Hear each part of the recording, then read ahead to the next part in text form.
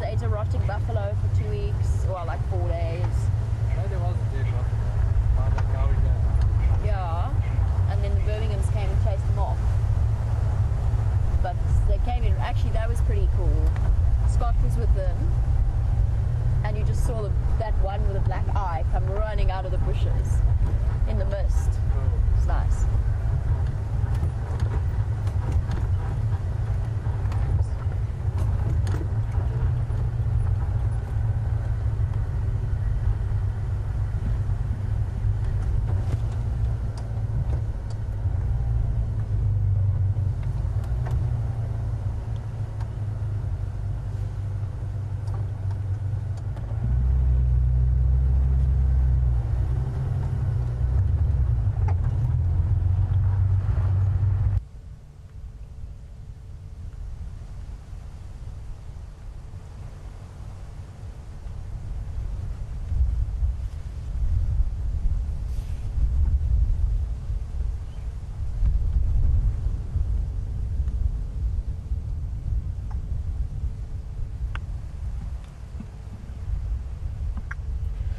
Good afternoon and welcome on the Sunset Safari. My name is Brent Leo Smith. I have a genre on camera with me, and on the other vehicle is Jamie and Brian.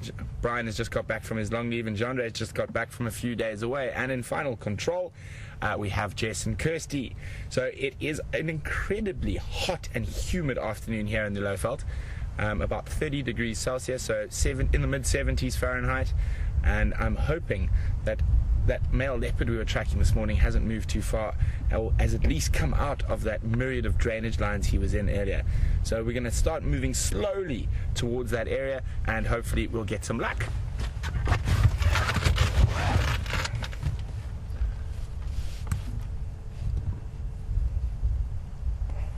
So even though it's a little bit cooler than it has been in terms of actual temperature, it feels much hotter today.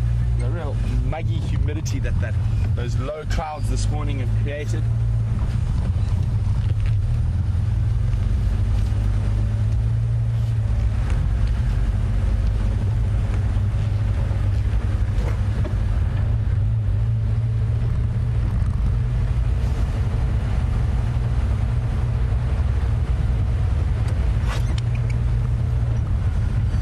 Leopards have been eluding us over the last few days, but these set of tracks we found this morning, the most set of tracks we found, we smelt that leopard scent mark before we saw the tracks. It had a really, really strong smell of buttered popcorn.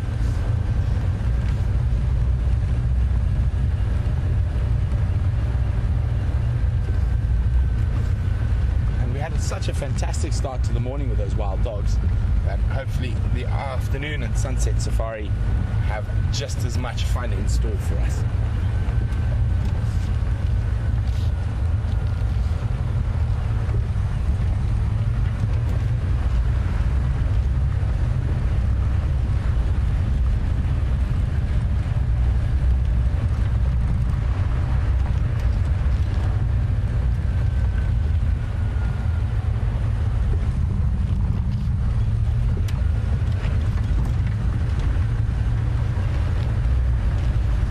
In this muggy heat, we're probably not going to find too many animals out in the open. They're going to be resting up in the shade. The ruminants are going to be chewing the cud somewhere nice and cool. The only thing that might possibly be moving around quite a bit in this heat is elephants. So maybe we'll be lucky enough to chance upon some of them on our meanderings.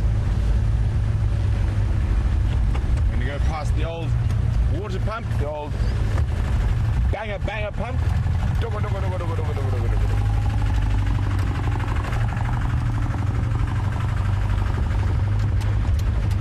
It's amazing, anywhere you go in rural Africa, you've got these 50, 60-year-old Lister water pumps that are still in fine fettle and provide water to a lot of very, very dry areas in Africa. All over the Kalahari and Botswana. Oh, hello. Popping ahead over the bush, we have a giraffe feeding on a buffalo thorn. You can hear the oxpeckers warning the giraffe that we are around.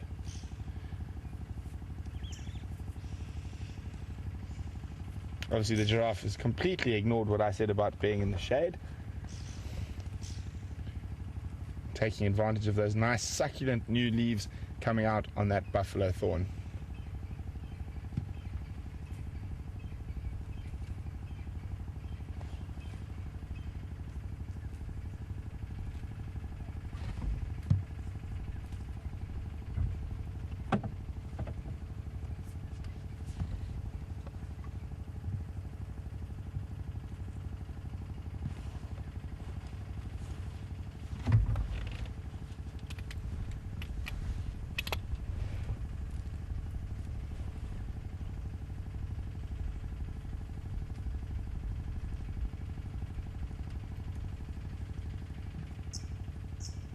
Yeah, there we go, that tip, tip, tip.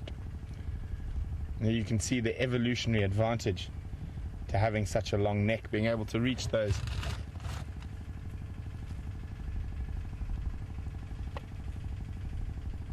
tops of the trees.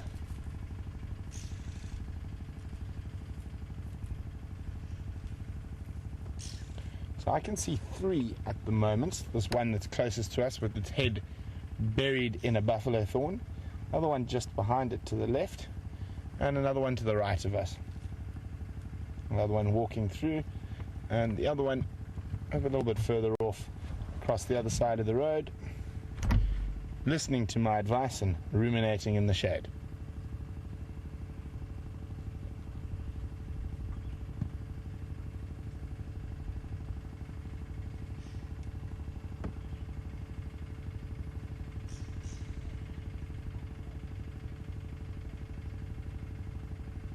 So, there we go. Chewing the cud, you can see that sideways movement of the bottom jaw till she decided to have a look at us.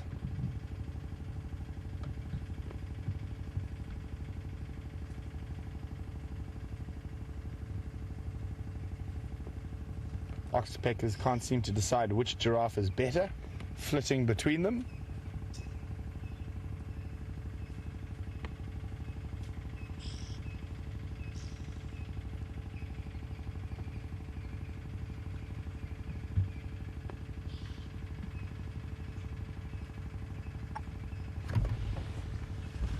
So we're going to try sneak a little bit further forward. Hopefully she won't move. I don't think she will. She looks very, very relaxed. And maybe we can get a little bit of a better view.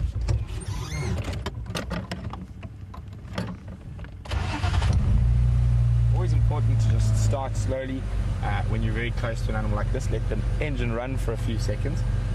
Let them not move too quickly and spook them. Just let them get used to the noise. Oh, looks like even without moving, she's decided it's time to move along.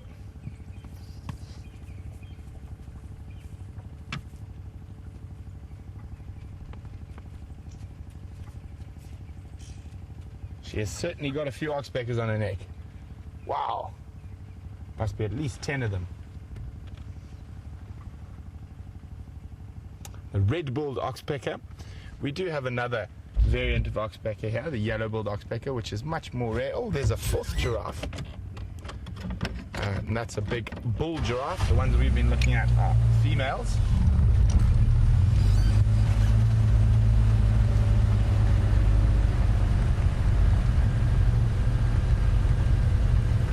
Fifth giraffe. Oh, there's a serious journey of giraffe around here now.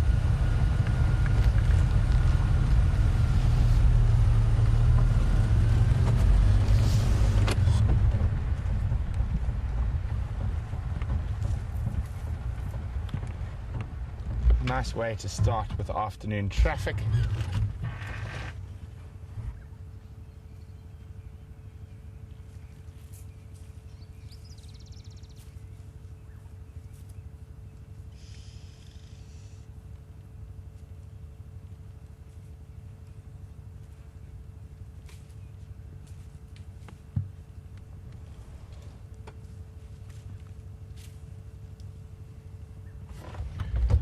And they're heading back down to the drainage line there. I'm going to go see if we can get a view of the big male giraffe.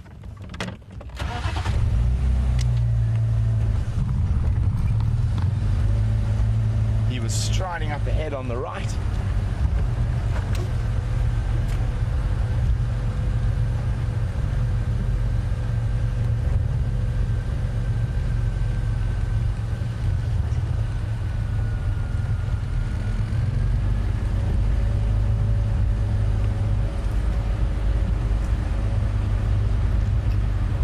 And there he is.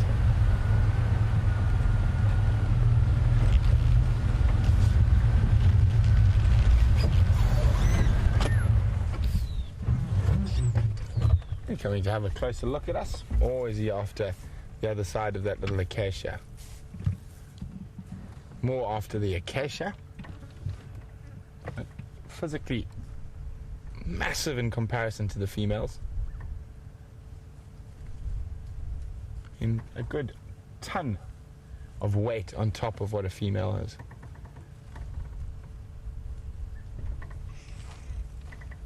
You can see there that bump on his forehead when he turns to the side, and a bit of scar tissue from fighting.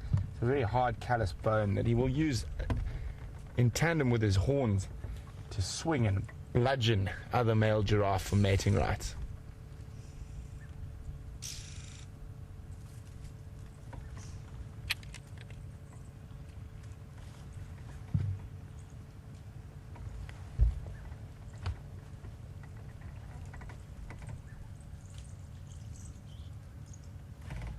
And of course, oxpeckers on turn, they seem to be flitting between all these different giraffes. There's 5 of them that we can see around us.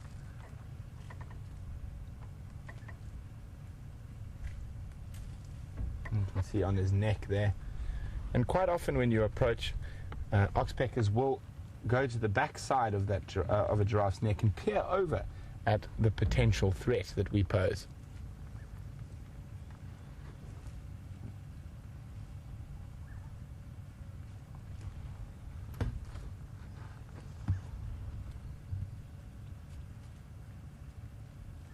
You can see that oxpecker on the right opens his mouth from time to time, and you can just make out his tongue moving quite quickly there. And what that is called is a... Okay, we can hear great go-away birds alarm calling.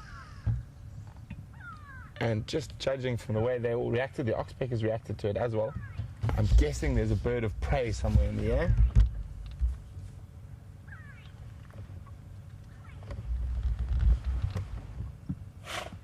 Oh, bless you, giraffe. Oh, you can see the inchworms, well spotted by Gendre, that are hanging from silk all around that giraffe's head. So little inchworms producing silk to move around from the tops of the trees down to lower. Obviously the giraffe is causing a little bit of havoc in their lives at the moment.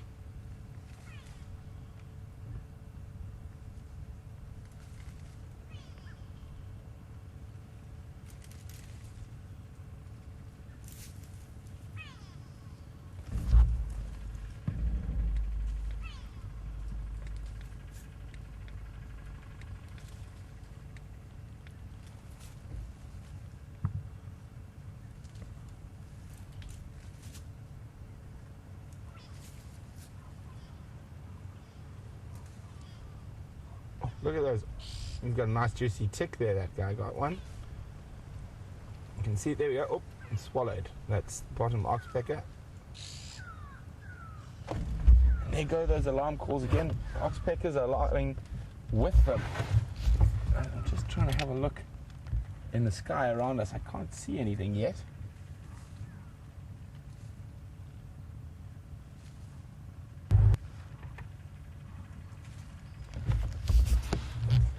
And as we can see, they really are enjoying this feast of new flush on the trees. And Miss Jen from Dallas in Texas is wondering, do they get any moisture? Yes, they do, Miss Jen, but a giraffe will also drink when water is available as often as possible. So they will get some form of moisture, but they do still need to drink. Not every day.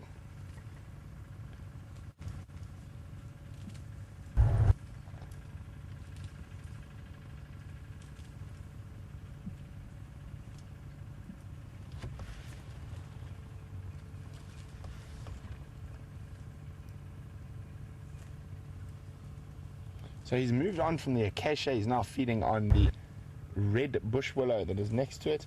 And I mean, just in a short time, we've seen the giraffe feed off about 4 different species.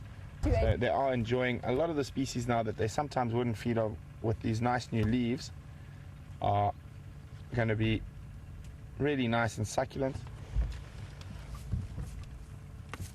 And another 2 crossing the road in front of us. About to cross right now. Oh, and off they go. So still 5. It's the same 2 we saw a little bit earlier.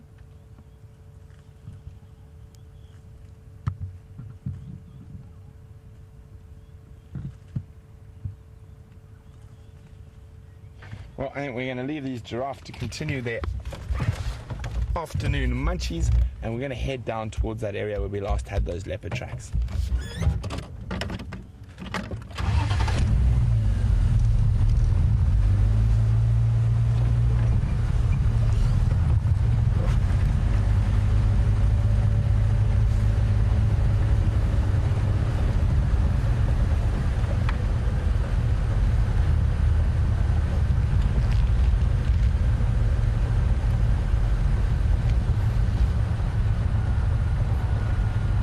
Nice way to start off on a really hot summer's day.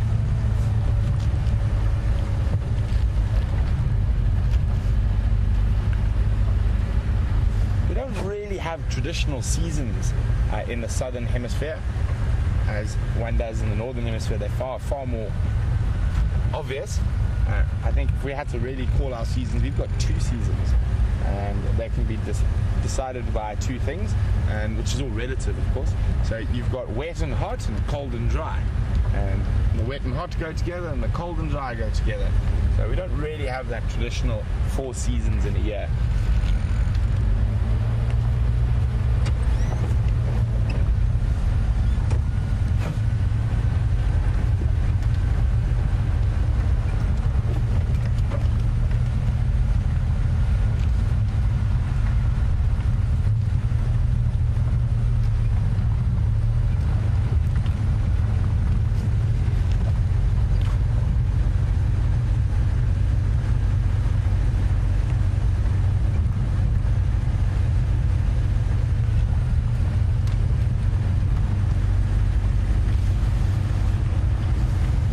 Depart from those giraffes, we've got a very good question from Ashley in Missouri, who wants to know what ages are giraffes sexually mature at.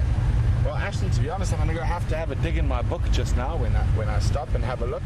But if I had to hazard a guess, and this is by all means a guess and not 100% fact, I would say the males are probably not going to, even though they might become sexually mature at a younger age, I don't think they're going to probably get any mating rights before they are over 10 years old.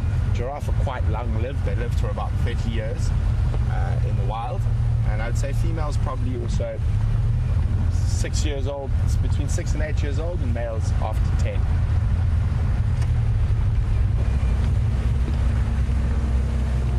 So make sure that leopard didn't sneak through here during the day.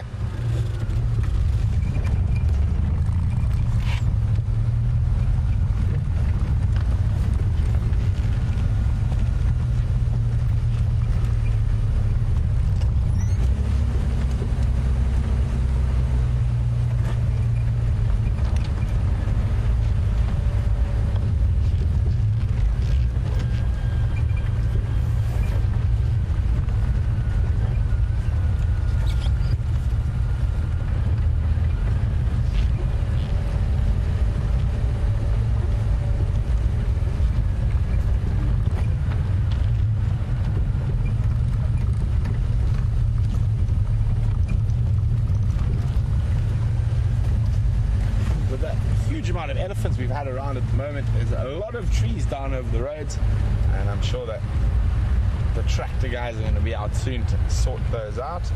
And speaking of that, we actually have elephant tracks here on top of our tracks from this morning.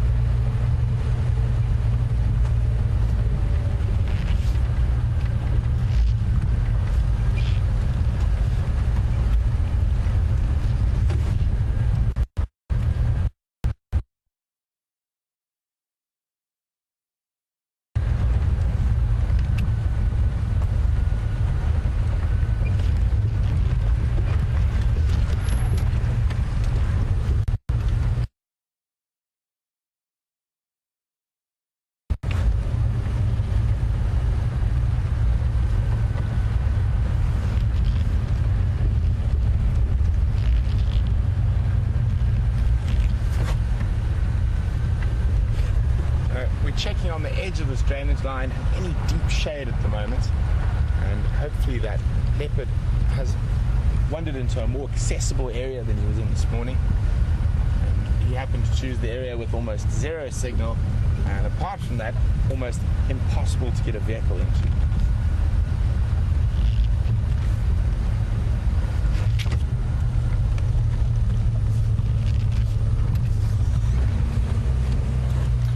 Check carefully for tracks here in case he came out during the day.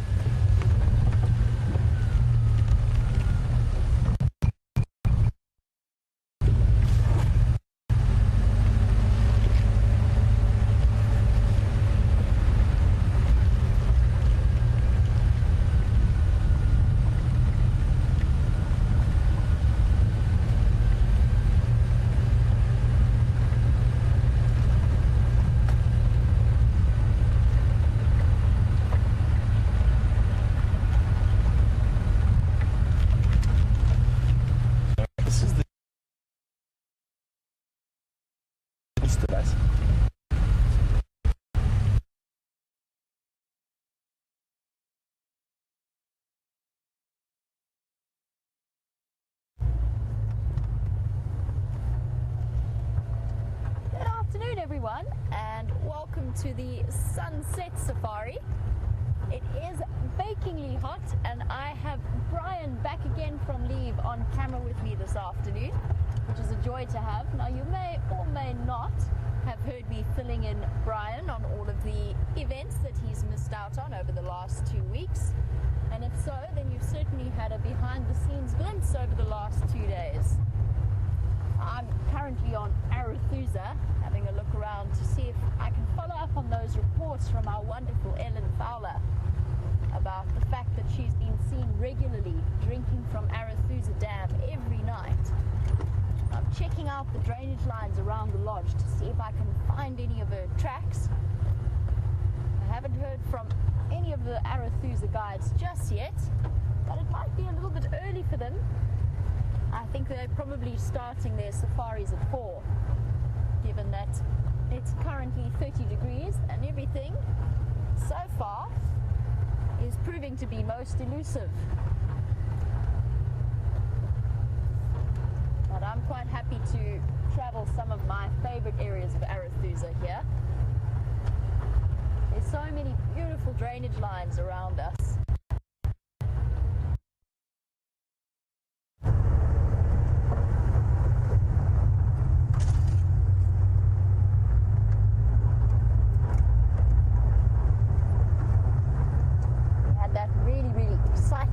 This morning with the wild dogs, and I know that Brent went to follow up on those male leopard tracks that he had this morning, where both of us attempted to find that particularly elusive cat.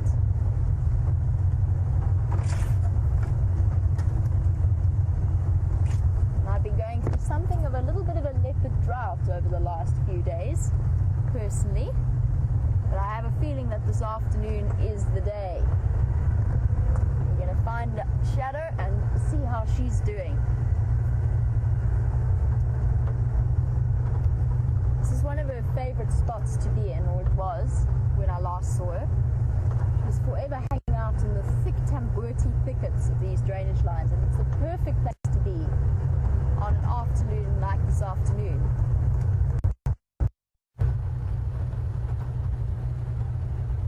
Weird how we've had 2 days of really cloudy, coldy mornings, and then all of a sudden bright sunny afternoons. It's a very strange cold front that hit us. Let's check really nice and carefully in this drainage line.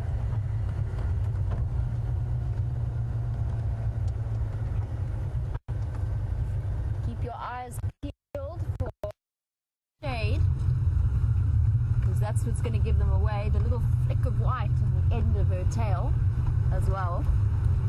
That's what I'm looking for. And if I were Shadow, I would be lying somewhere there in that nice comfortable patch of sand in the shade. Maybe with a little bit of breeze to keep me cool.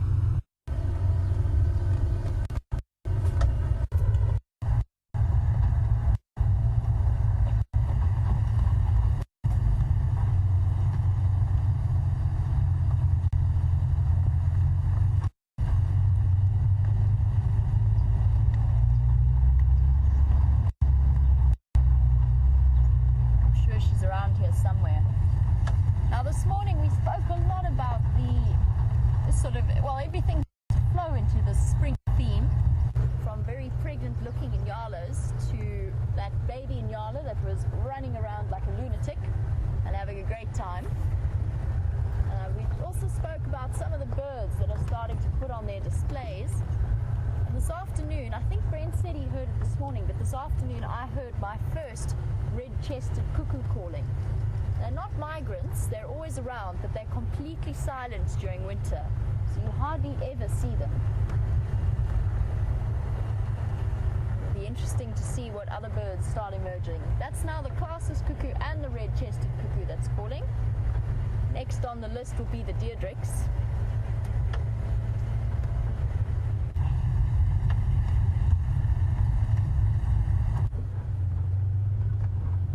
I think this might have been where I last saw Shadow a couple of weeks ago. No tracks and no signs of her this side, so we'll just have to go to the other side of the lodge and check the drainage line there.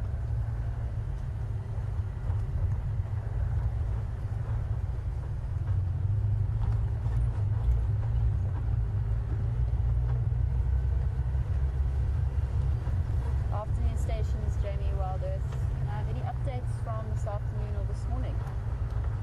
Just checking in with the Arathusa guides.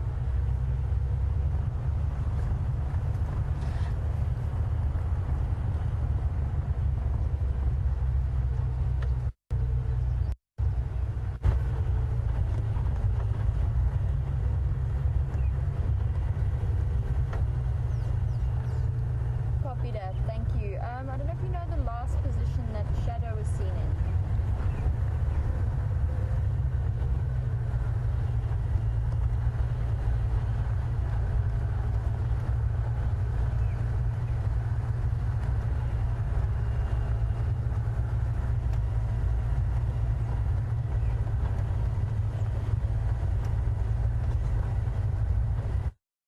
Copy that, thanks. I got about 3 out of 5, but I think I heard she was mobile north from western edge of the airstrip. Awesome! Well, we do have an update, and we were in exactly the right area, so I'm just going to go and have a look at the dam, see if she hasn't popped out here somewhere, and then we're going to go back towards the airstrip and see if she was there. This is an update from this morning, so I'm hopeful, because it's been so warm, that she's gone to lie down somewhere in that guari thicket on the western edge of the Arathusa airstrip. But this is good news, it gives us a starting point. But I'm at the dam now, so I thought I'd just poke my nose in and see how everything's doing in here, including those adorable little goslings. I know that Brent was here yesterday afternoon, so I won't spend too long here. But just a nice view of them.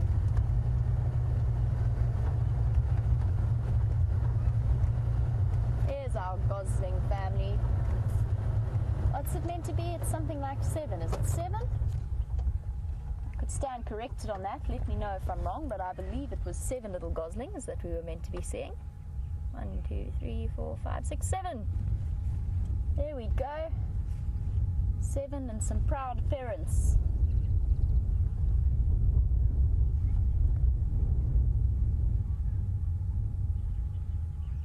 What amazing parents they have been. Must be really difficult to raise a brood like this and keep them safe. I'm not sure how many you saw originally when the viewers first picked them up on the dam camera, but they've done well to keep as many as they have. There's so many different threats around here. Anything from a monitor lizard to a bird of prey. These parents have to be constantly vigilant.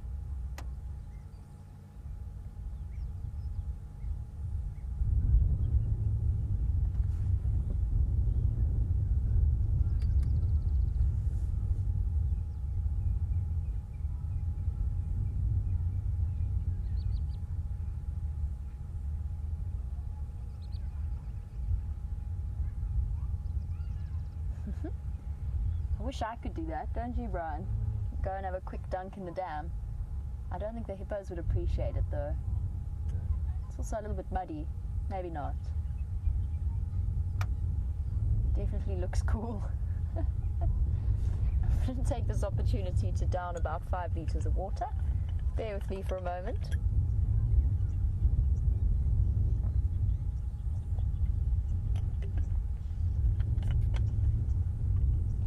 as always, the ever-present Arethusa hippos. Also, not really keen to show too much beyond the odd eye and the odd nostril and ear. Very, very warm for them as well. Long gone are the days where we would come past the Arethusa Dam at sort of 8 o'clock in the morning or in the early evening and see hippos out on the bank sunning themselves. It's definitely got to the point where that is no longer an option. Now, I would sit here and watch these goslings all day, but we have a leopard to find, and it's on the western edge of the airstrip, so we're going to go around the back of the lodge and through that side. That also comes with the added advantage of a slight wind chill factor whilst we drive. It's quite warm and quite open in this particular area.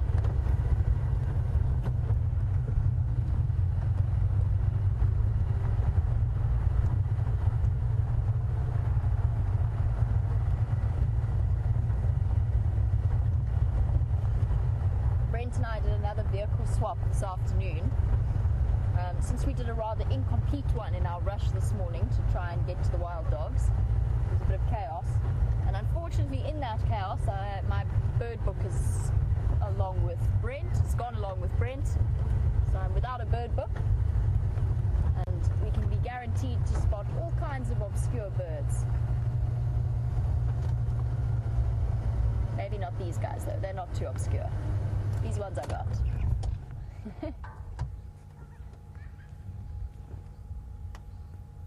I love watching guinea fowl. And they're also panting. I noticed a group of Shelley's Franklins when we were heading out this afternoon. And they were panting away. And I think these guinea fowl might be doing the same thing. Just desperately trying to cool down.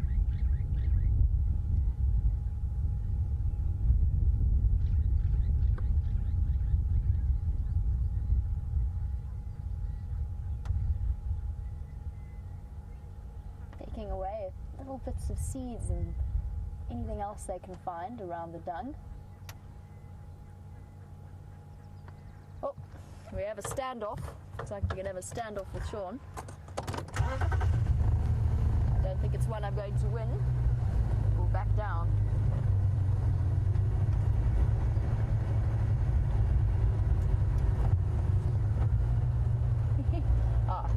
He's going to stop there, so we'll continue to look at the dam before we take our chance to get around, because I don't think we're going to be looping around that side. We'll let him head past us. That's good, because then I can get a little bit of a word with him about where Shadow might be.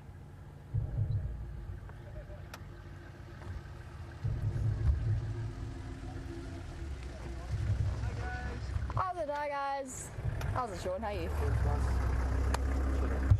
Oh, on a mission to find Shadow. There's rumours of her on the western side of our strip, moving north. Okay, awesome. I asked and they didn't say that any tracks had crossed over the woods. She didn't go over the airstrip apparently. So. Okay, awesome. Thank you. Over there, I'm going there as well to maybe try to get lucky. Oh, wonderful. Okie dokie. Stay safe. Thanks, guys. Pleasures. Bye-bye. Wonderful Arethusa's Sean. He keeps us updated on the comings and the goings.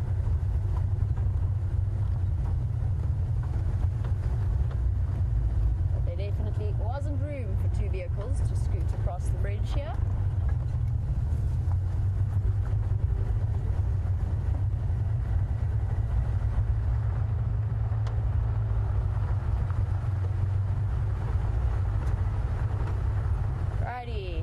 It's time to do some thinking. If you were a leopard, probably wouldn't be walking around in 30-degree heat. Doesn't seem as though she's crossed the airstrip to the east. Now, I know that area fairly well. I've found young Sindile there a couple of times, just hanging out there, stalking some buffalo, playing with them. I've got some ideas in my head as to where we might start looking for her.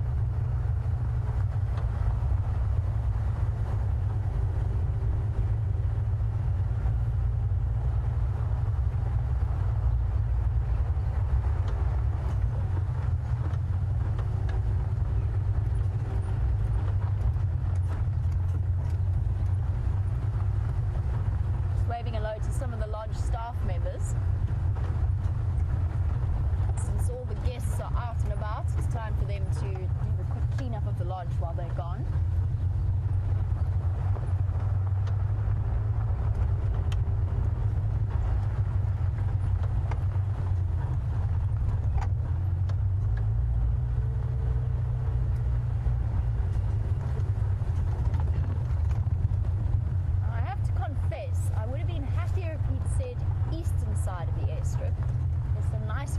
Shade bushes there and a nice drainage line that runs along it. We shall take what we shall get.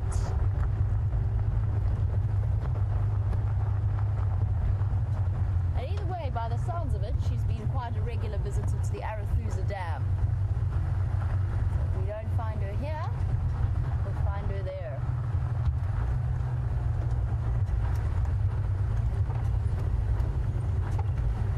At least this area is nice and open.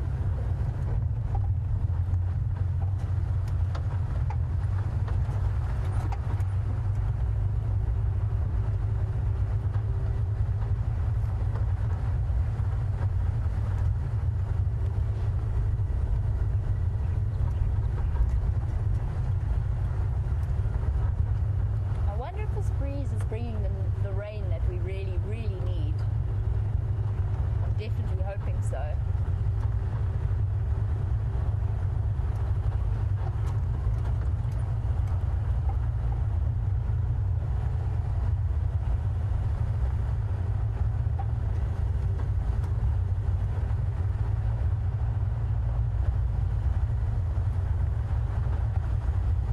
This is the road, unless I'm very much mistaken. Ooh. The thickets to the western edge of Arathusa, that's here, or the Arathusa airstrip. That's where we are now. It's going to be a bit of a trick to find her hiding in the shade here. Somehow I doubt she's going to make it that easy.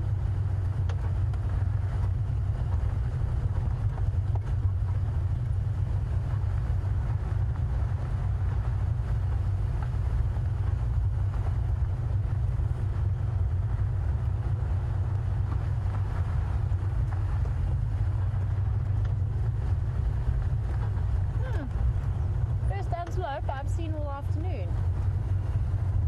No, stay there. I want to be in the shade. Oh, very inconsiderate, Impala. I bet you guys know where the leopard is.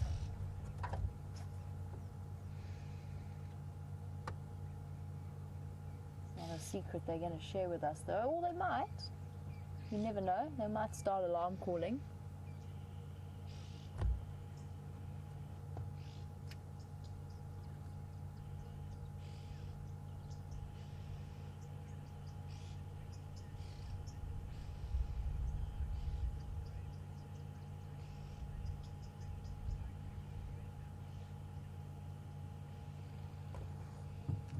I know that Brent has been scouring the area where we last had those tracks of that leopard.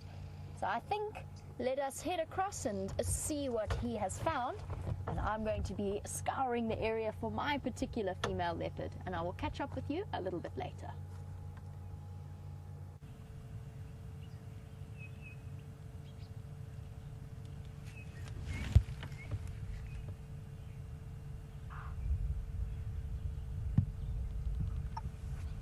Well, the leopard luck continues to evade us. As Jean-Andre was showing you there, those are the tracks of the leopard we've been tracking, and they've crossed our boundary, and not even 200 meters from us we can hear impala alarming their heads off. So back to the drawing board. The best laid plans of mice and men, of course. We're gonna have to go try find something else now. Hopefully hangs around and maybe comes back with those impala alarm calling, maybe decides to change direction again. Hopefully we will find out a little bit later, but we're going to probably try and make our way towards the Buffalo's Hook waterhole now and see if anything's happening around there.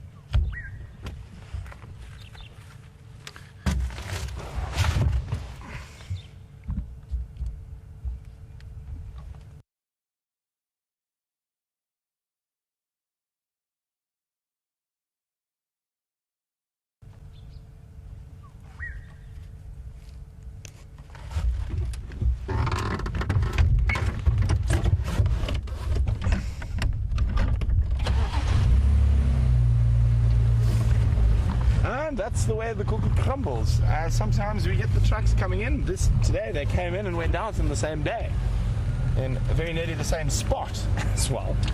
But we shall continue our endeavors, see what else we can find.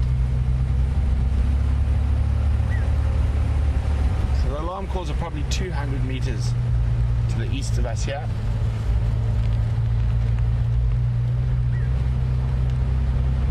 We couldn't have missed that leopard by more than about 5 or 6 minutes. Well, at least we know there actually are still leopard here, and just we only see their footprints and hear some alarm calls across our boundaries.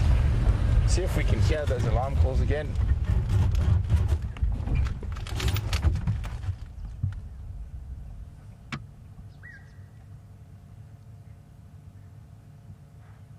Here we go. Due east from us. Not sure if you guys are picking that up on the audio.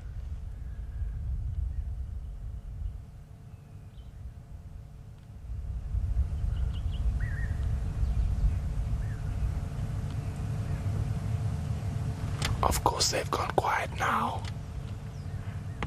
There we go.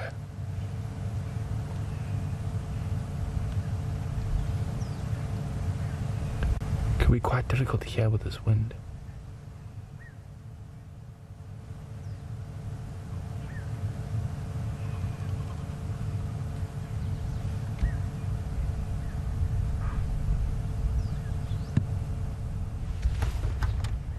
It is quite difficult to hear, guys, but there's that very distinct of impala alarm calling at a predator.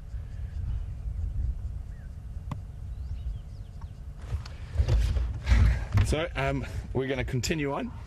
Oh, there's a loud one behind me there. Sounds like Kudu have joined in. But unfortunately, to the east of us, in an area we are unable to traverse, so we will traverse that way and head further to the north.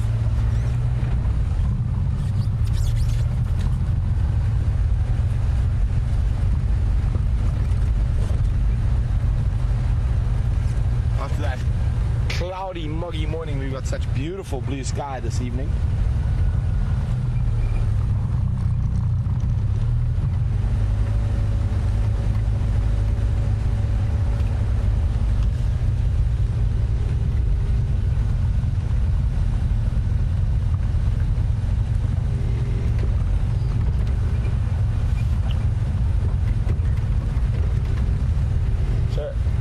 Chatting about leopard a little bit. Sarah from Ohio is wondering if there have been any updates on the Anderson male.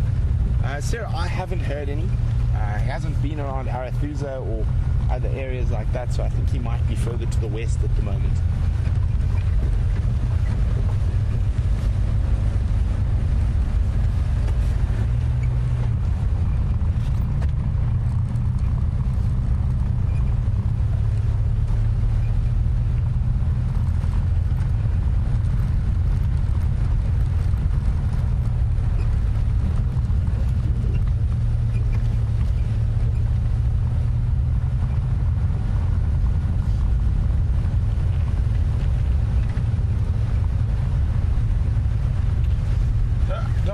Keep a lookout for some more medicinal plants and flowers, and hopefully we can find some new ones and we can increase our medicinal plant usage list.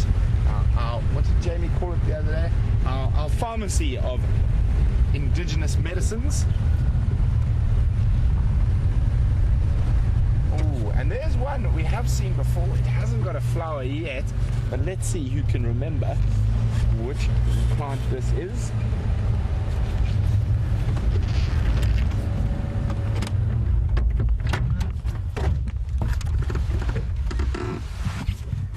There we go, a very spade-shaped leaf. And I wonder who can remember what plant this is and one medicinal usage of it. So they are going to get beautiful white and yellow flowers a little bit later in the season, but let's see who can remember which plant this is. Oh, there's impala calling. It's just so annoying because they're so close and I can't go there. I'm going to get as far away as possible from these alarm calls as quickly as possible so I don't blow a gasket.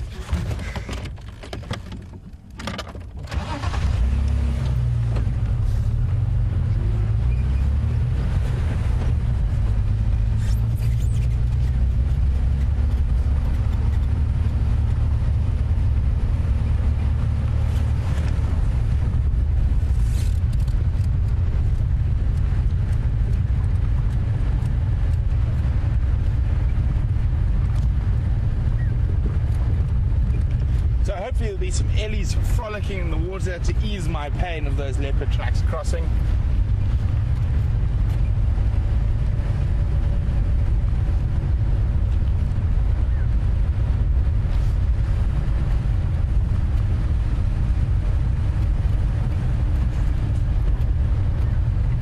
Oh, and there's a studly looking zebra hiding in the shade.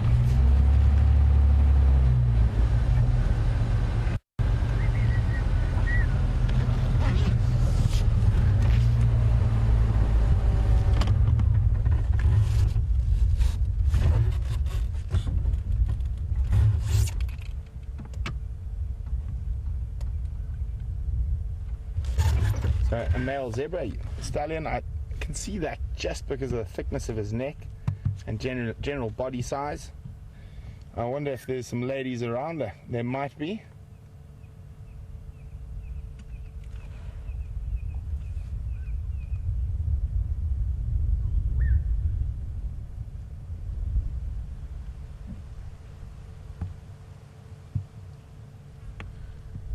Well, John, you ask and you shall receive. John asked us to find some zebra for him because it's his birthday. A very, very happy birthday to you, John. And there's the zebra. Unfortunately, it is also where the leopard is, on the eastern side of our cut line. But we did find one. So there we go, John. I hope you enjoyed that. And I hope you have a wonderful rest of your day.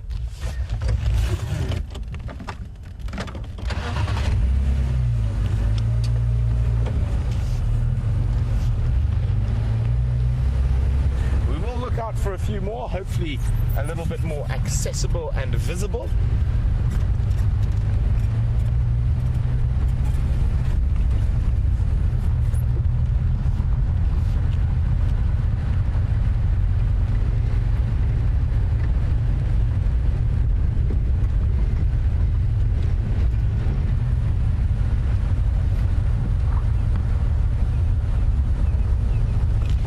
John, there are a lot of zebra. Unfortunately, they're all not in the best place. They're quite far from where we are, and they are all in deep shade at the moment. You see that? Just get next to that second big termite mound, John. You can just see the stripes. To the right, there we go. You can see them there, all resting in the shade. It is still quite warm. Hopefully, as it cools down, the zebra will come out into the open a bit more.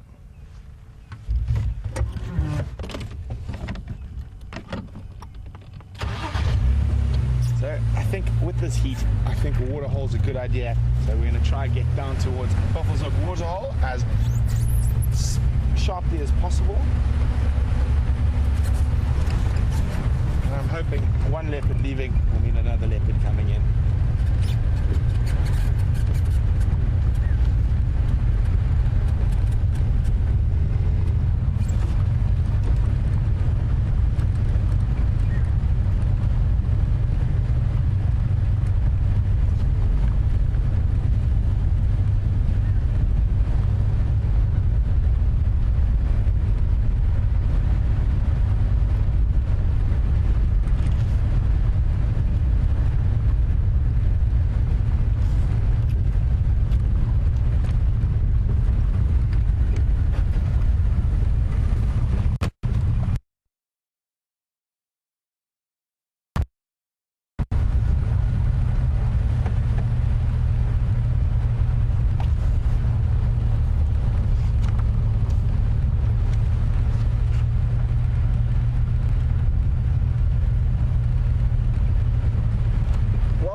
To Jill, Gerda and Chrissy who got that correct. It is an arum lily that has not yet flowered. And if you remember what medicinal uses it has, the most common one is that it's a really, really soothing bandage for burns or scratches or cuts. And the leaf, that nice big broad leaf, is generally boiled in milk, if with not milk, with water, and then placed upon the wound. And it causes, there is some sort of antibacterial effects, but it is also very soothing, and it helps to stop the pain and the itching. So also probably a few little, I can't completely blank on the word there. Anesthetic. Not anesthetic. What am I thinking of, Jean-Ray? Sorry? No, not antihistamine. Numbing. Anesthetic. Anesthetic. It is anesthetic effects. There we go. Getting myself confused here. I have been severely brushing up on my medicinal plant knowledge. You seem to lose it for a little bit during the dry season when there are not so many around, specifically the medicinal flowers. So always good after the first rains, whip out the old books and just have a quick peruse over them again.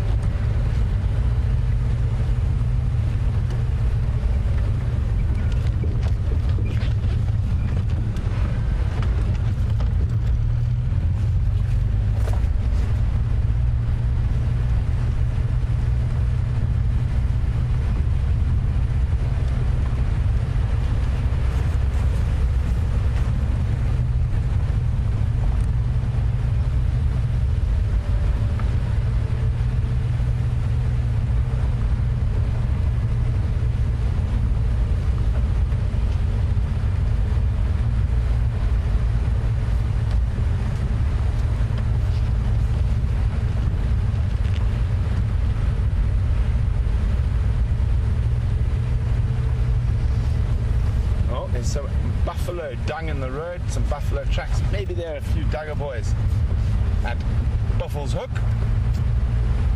Quite aptly named, because we do find buffalo bulls there quite regularly, and Buffalo's Hook means buffalo corner. And female waterbuck just scampered across the road in front of us.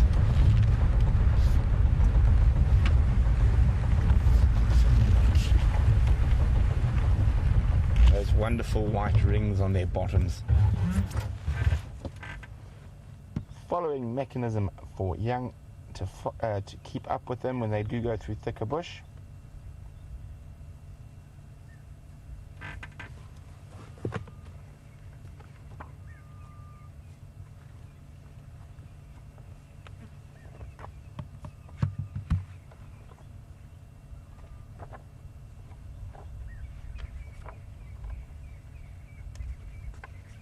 Oh, pretty lady.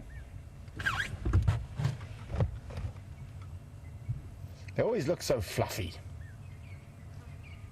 So they've got a very interesting fur structure in comparison to most antelope that we see in this area. So most antelope, their fur is a solid piece of keratin, whereas waterbuck is actually more closely shaped like a porcupine quill. So it's a quill, it's hollow. And they also use that gland on their neck, and they'll spread sort of very waxy, smelly substance. It's one of the few antelope you can smell quite easily, and it gives them a sort of a waterproof coating. Now, the only other antelopes that have this sort of quill-like fur structure live in the desert, and for the complete opposite reason. They have it to be a little bit more waterproof, and things like oryx or gemsbok have it to try help counter water loss. So it's amazing, very similar design, but for two very different reasons. Oh, and they're off into the thickets there. And just a quick reminder for those what the arum lilies will hopefully look like when they flower. Here we go, beautiful big white flower, and little yellow. Oh, elephant! Right in front of us. I just heard the branch break. We'll have a look at it now. There we go. It's amazing how quiet these big animals can. I just heard a funny little sort of foot shuffle and looked up, and two ellies just appeared in front of us. And we'll go have a look at them now. And then just remember that spade-shaped leaf. You can see it's very distinct. There's very, very little else out in the bush that has that spade-shaped leaf, in case I decide to test you again. Let's go look at some elephants. Oh, isn't that nice? We stop for a water break and a look at a picture of a flower, and we get some pachyderms. Hopefully on their way to the Buffelshoek waterhole, not having already been there and moving out.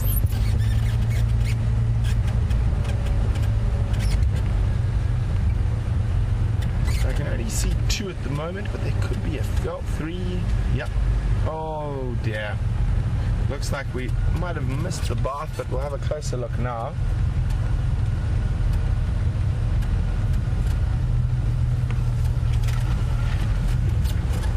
Well, maybe not. Maybe they still might make their way down towards the water. Hello, little boy.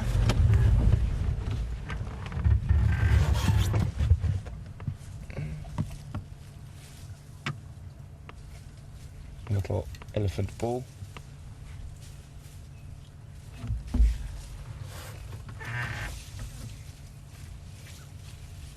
He's going to come give us a sniff.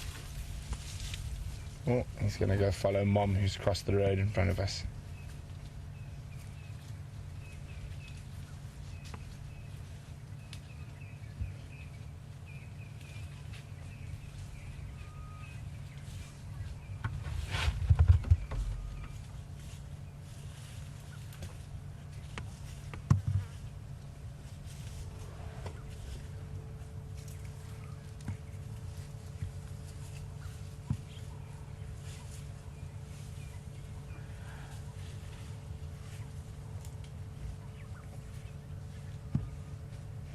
Off after Mom. We've still got a couple more to the left of us. The young cow about to come a bit closer to us now. Hello, young lady. And we see that displacement behavior that elephants use quite often. They'll lift their heads, but they'll... Oh, she looks like she might... No, head shake? No. And then move away at that oblique angle. So they try pretend like they're not too scared of you, they're not running away from you, but they still always make sure they're actually putting distance between you. It's a very, very funny thing that Ellies do, especially the young animals that aren't as relaxed as the adults. Even the adult females do it from time to time, but it is very, very interesting behavior. It's a little elephant quirk, as you will. Fork-tailed dronga following us. Oh, off he goes. I just caught the movement out of the corner of my eye.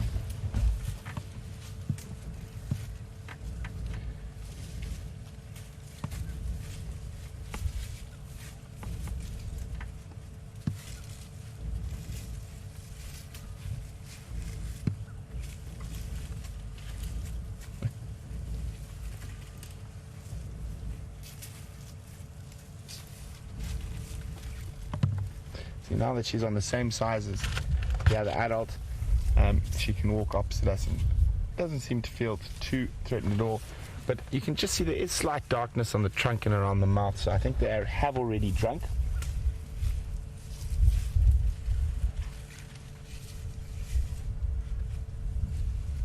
So we know where these ellies are, so we can definitely come back to them. I just want to shoot down to the dam in case we can catch some drinking quickly. But if we don't have any luck at the dam, we will definitely come straight back here.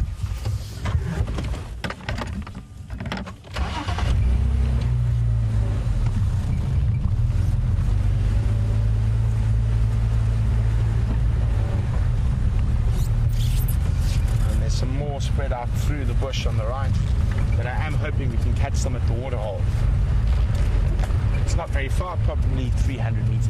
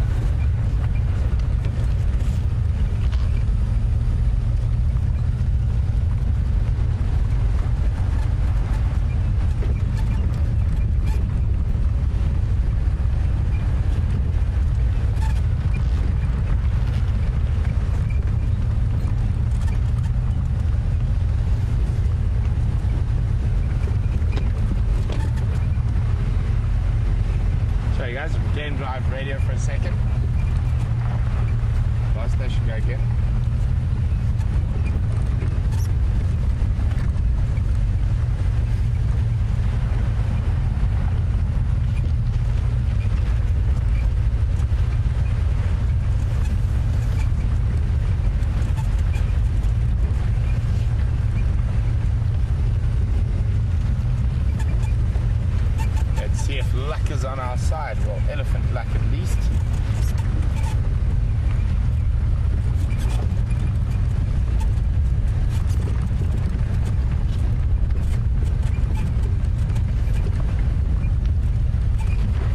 No, buffalo at Buffalo Corner.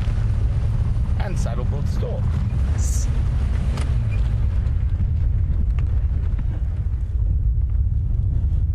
Last time we were here, we actually saw the male saddleboard stork, this one here. I catch it and swallow and eat a tilapia. And we'll see when he turns his head, those little warts hanging off the bottom of his jaw, which denote his sex. Also a dark eye, where the female lacks the warts and has a yellow eye.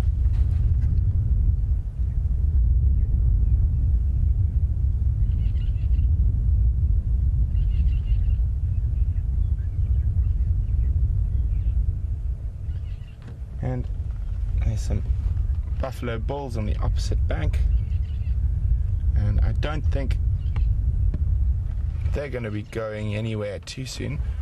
Chandra, do you see that dust behind the buffalo? Wind's coming from there. I wonder if that's Ellie's moving down. The dust's dissipating.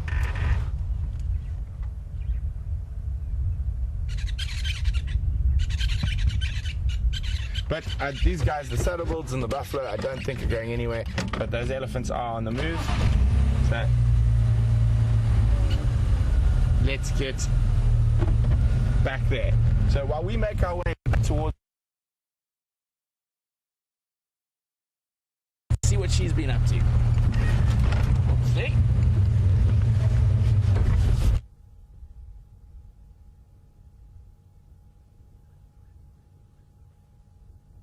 And there might not be elephants at Buffelshoek Dam, but there is a family of warthogs that have just popped out of a pan at the airstrip.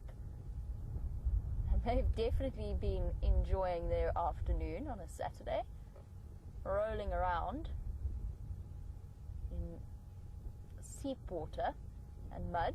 They're all absolutely coated in it. And what a nice big family this is. I'm sure that you guys have all seen them before. 1, 2, 3, 4, 5, 6, 7 little piglets and 2 adults. And I saw this particular warthog family when I very first came on my interview drive in June. I love the way they walk on their ankles like that. Sort of heading almost directly. Snuffling away. It's almost hard to imagine when we look at what they're snuffling around at, that they actually find sustenance to keep themselves well fed. It's quite incredible to think that. But somehow they do. They find the grass roots and the seeds and everything else that they need. And it's wonderful that they've chosen to stay and live at this airstrip despite all of the construction work that's gone on. They're still very happy little pigs.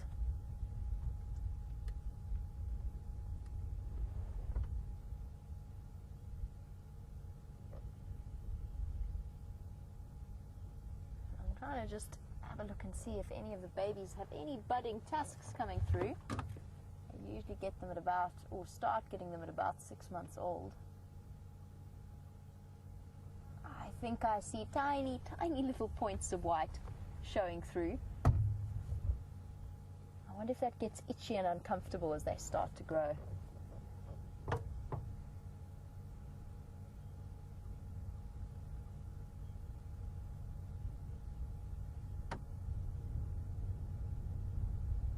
Moms have done very well, just like that gosling family, or the family of geese with the goslings. Done very, very well to manage to raise such a large brood of piglets. Can you call them a brood? I suppose you can. Family.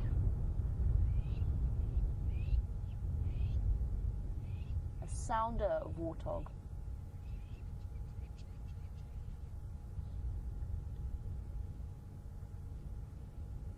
Seriously good snuffle there.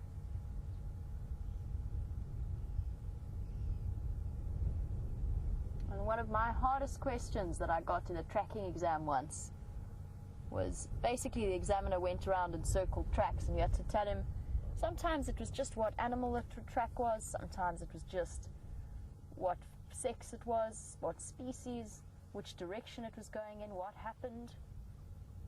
And the hardest one I got, or one of the hardest ones I got, was a track left by a warthog doing exactly what these guys are doing, inching forward on their ankles.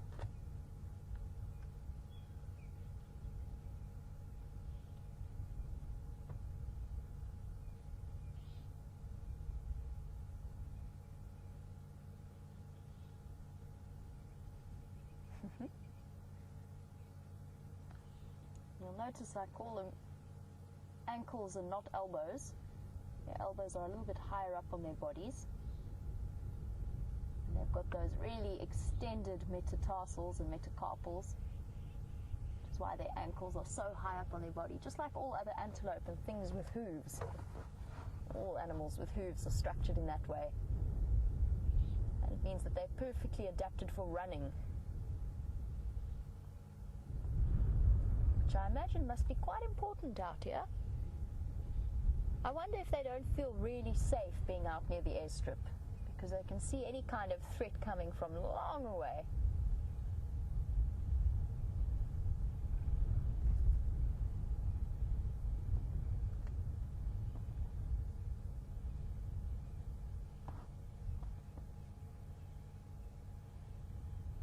All snuffling along.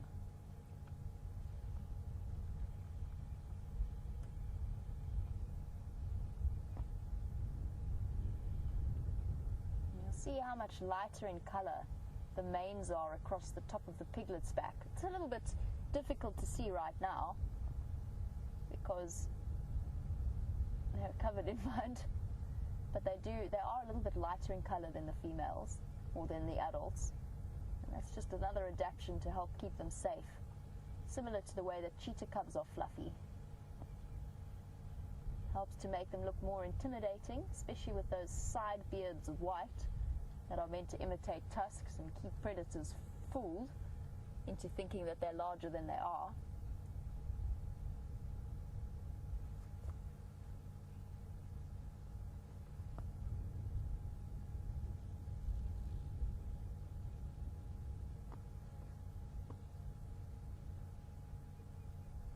It's been quite interesting to watch their progress. They don't spread out in any way. They've all shuffled behind Mom in almost exactly the same pathway. I don't know if they feel safer that way, or if it's just the way that it's worked out, or if there's better food where she's going. But they haven't spread out at all. They've all followed almost in a straight line. Not quite, but almost single file. And as I said, there's 2 females. I'm not sure if all of these piglets belong to one female. It is possible, although it would be slightly larger than the average family size, or if they belong to the 2 adults between them.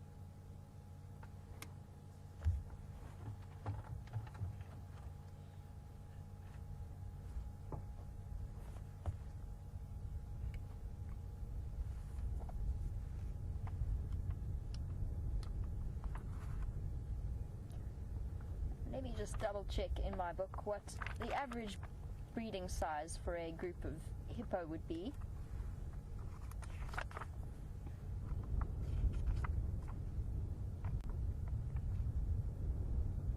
So in this area, there's average about 5 litters, between 3 to 5 in the Kruger Park.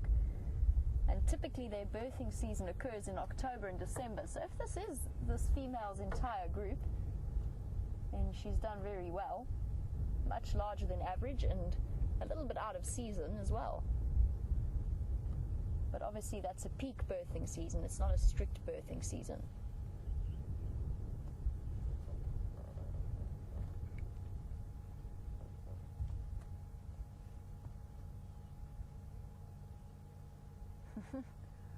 Oh well. Lovely to spend a little bit of time with these warthogs. They're not particularly big. That female's definitely not the biggest I've seen.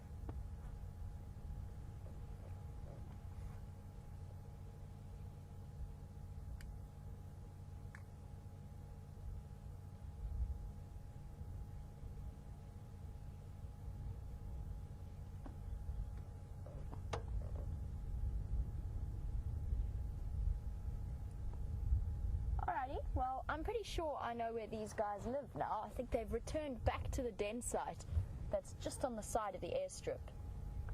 And they seem to find that the perfect place to be and to hide. I'm going to loop back around. I've been looking for the off-road tracks from the vehicles from this morning that were with Shadow.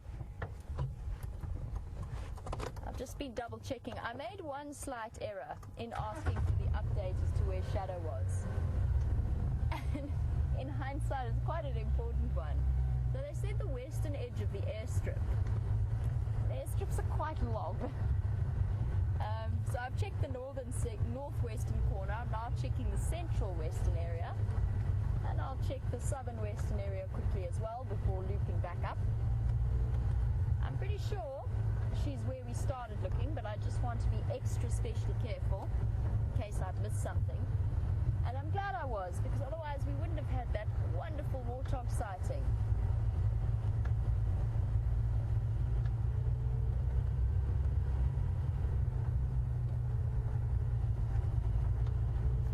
Let's do a loop. Because I'm pretty sure our boundary starts somewhere here.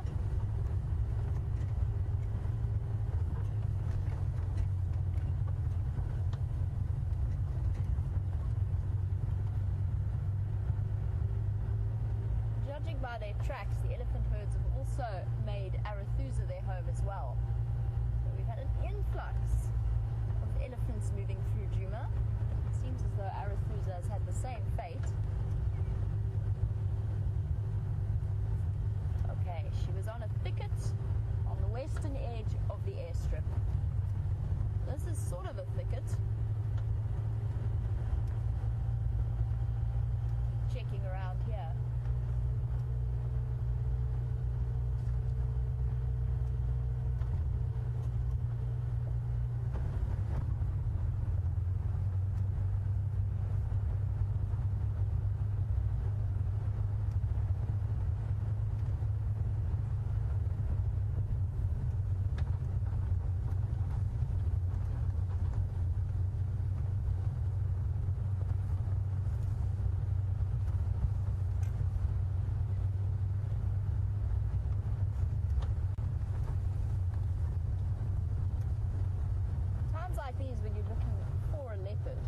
Sorry, Brian, I didn't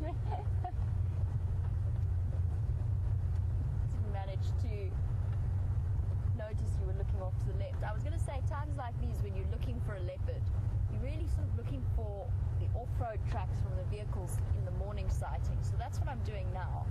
I haven't seen her tracks. I did go for a walk in one of the drainage lines, and I didn't see her tracks coming out.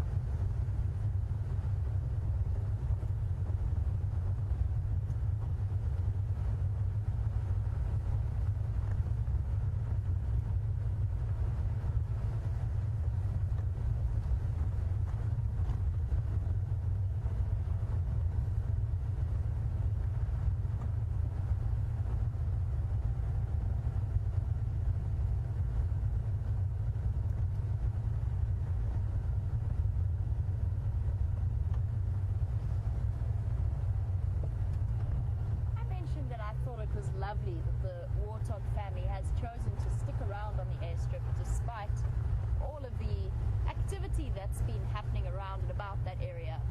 And Gilly, you were wondering if maybe that is why they have stuck around, because there's so much activity, it makes them feel safer. And that's a distinct possibility. I think they just feel comfortable. Warthogs usually, although the Sabi Sands warthogs have been a bit strange in that regard, but warthogs usually adapt fairly quickly to the presence of people. around them. You very often find garden warthogs around lodges and those sorts of areas. And that could be an offshoot of exactly what you asked. It might be that they do feel safer, because I strongly think that nyala often gather in gardens, not only because there's watered lawns, but as well as the fact that there's so much for them to, there's so many eyes to keep them safe. You don't often get leopards coming through camp or lions coming through camp. It does happen. Hello, giraffe. Let's go see the giraffe if we can. Just going to try and find a nice way in.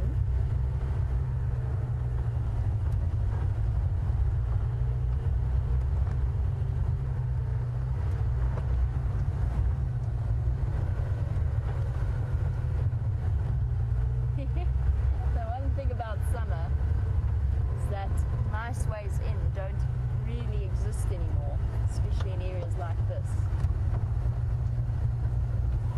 I think I found one though. Oh, there's two giraffes.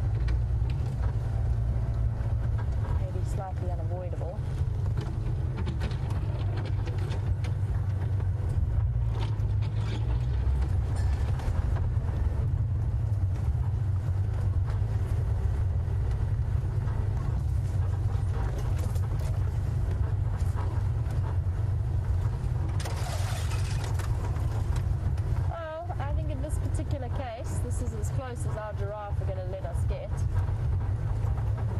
Stop, giraffe. It's okay.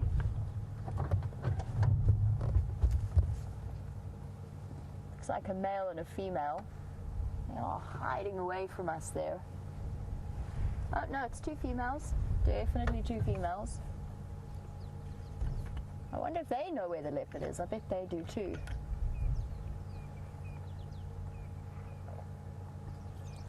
Animals of Arethusa are keeping secrets from us. Oh, there's three. Believe it or not. I know it's kind of tricky to see, but there are three giraffe there.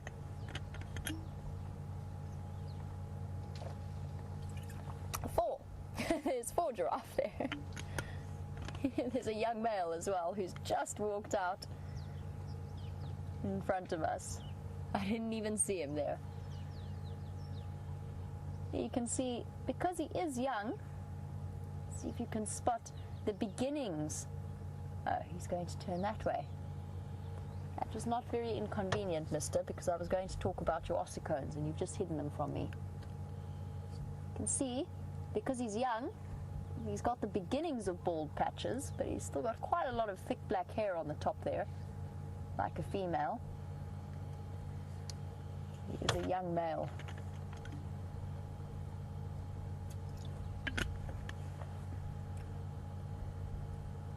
It appears as though our giraffe don't want to be famous today. I'm definitely not going to be able to follow them any further into this block. Here's a bit of a monkey orange thicket. It occurs to me that this could be the thicket that the guides were referring to as well, given that there's so much monkey orange and sicklebush. But let's relocate ourselves back onto the road and start heading back towards the drainage lines that I started the drive in. I have a strong suspicion she's hiding somewhere in the shade there.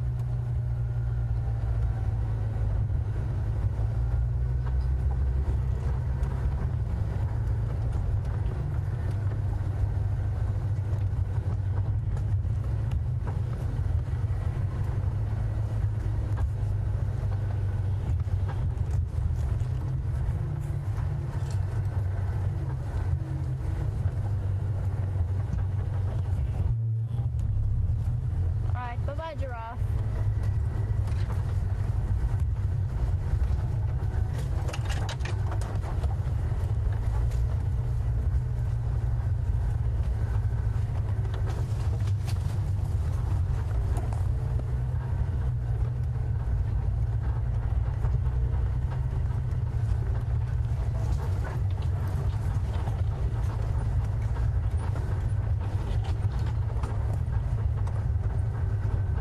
Righty, so as I said, I'm going to do a loop back towards the drainage lines to see if I can figure out where Shadow might be hiding in the shade. I'm sure that she's there somewhere.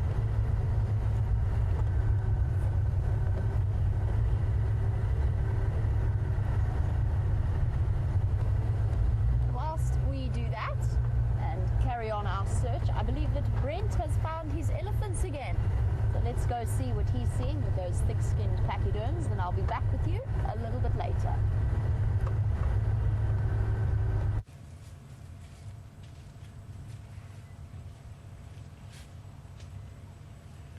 Welcome back. We've managed to catch up with those ellies.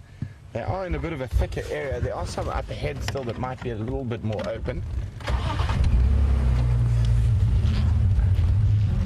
Let's have a look. And even the elephants are taking advantage of the shade at the moment.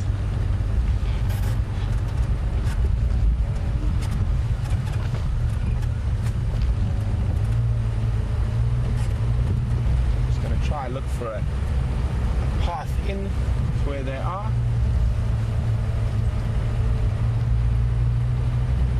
Doesn't require too much bashing and crashing.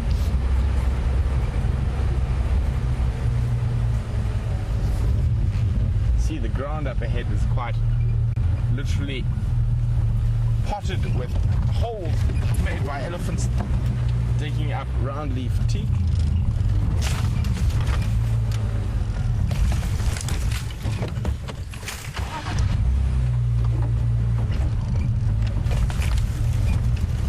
Watch out there, Andre.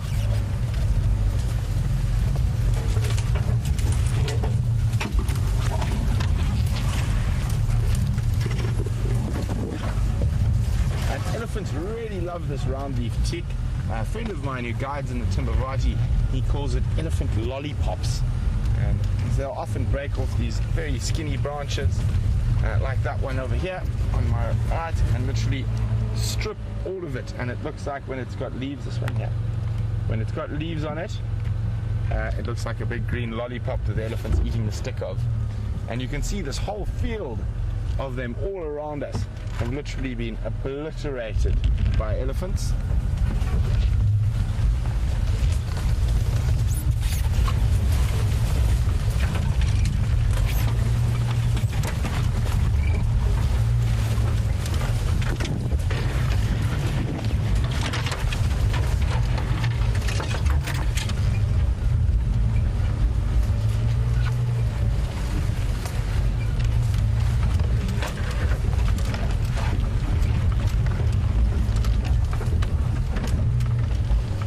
We went following the wild dogs through here this morning.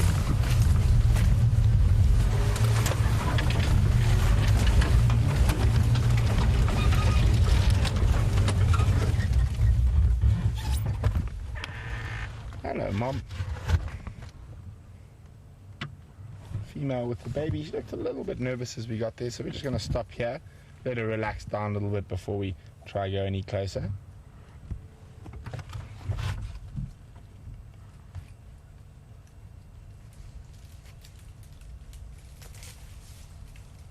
There we go. Happily back to feeding. We're just still going to sit here and talk a little bit, get her used to the sound of our voice.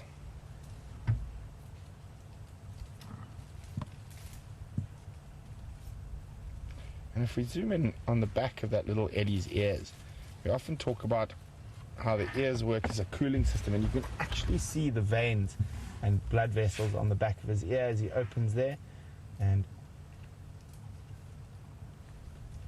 nice, really prominent veins being showed there.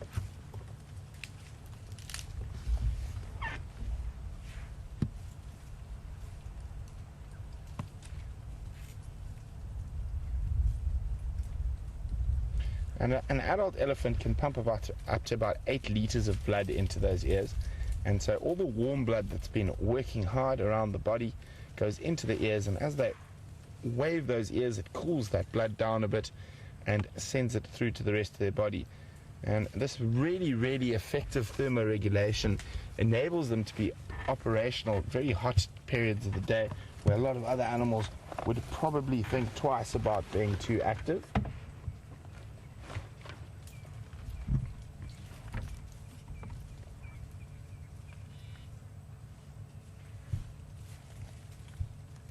So one really nice long tusk there.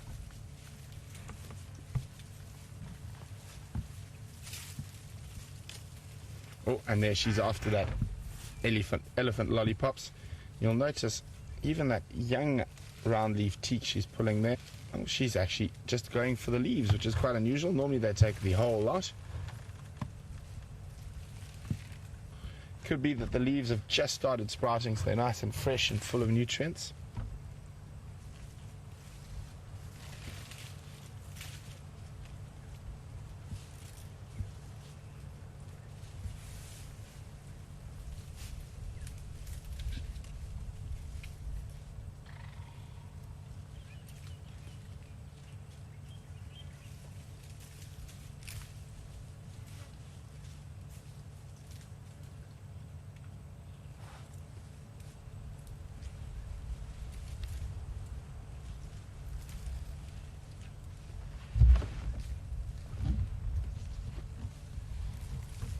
Got an old cow, and you can see it's a cow if we go a little bit up, Jean-Andre, by the very angular head. So very, very angular, sharp head, whereas the bulls have a much rounder head.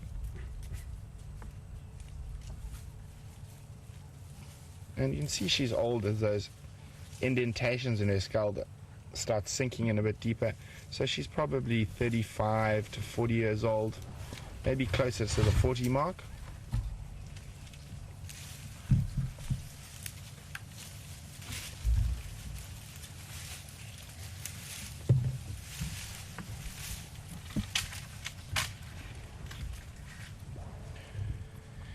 So they're moving off into some quite thick stuff now, and they did show a little bit of nervousness.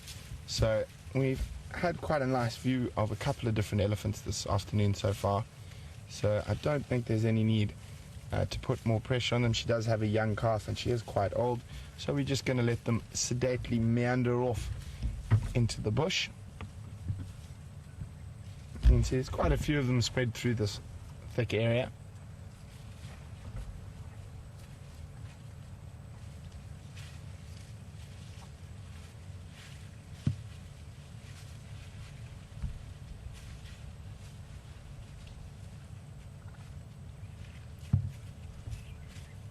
Oh, a little playfulness there between the youngsters. Oh, and off they go, and so shall we. We're going to have to pick our way back through that pothole, the potholes now.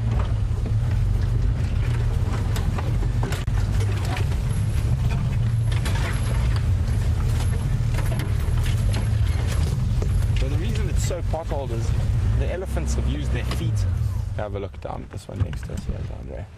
They've used their feet to dig up some of the roots of the round leaf teak to eat, and that's why the area is so rough around here.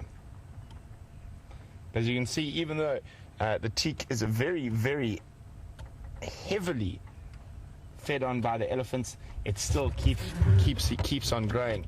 And the elephants sort of almost farm it, and they keep it quite young and this sort of low height, and where it grows in profusion, you'll actually see that the ellies will keep it like it is here.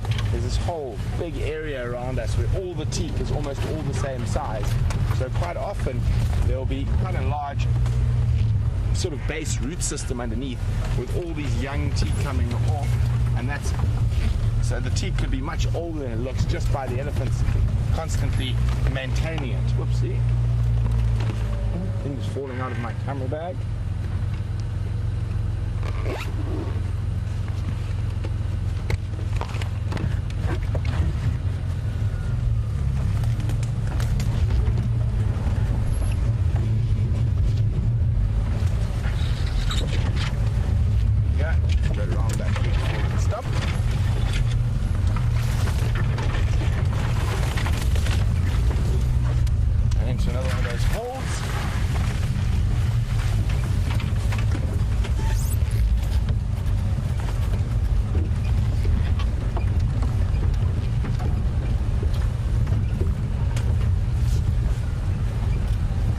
I just need to catch an update on the Game Drive channel.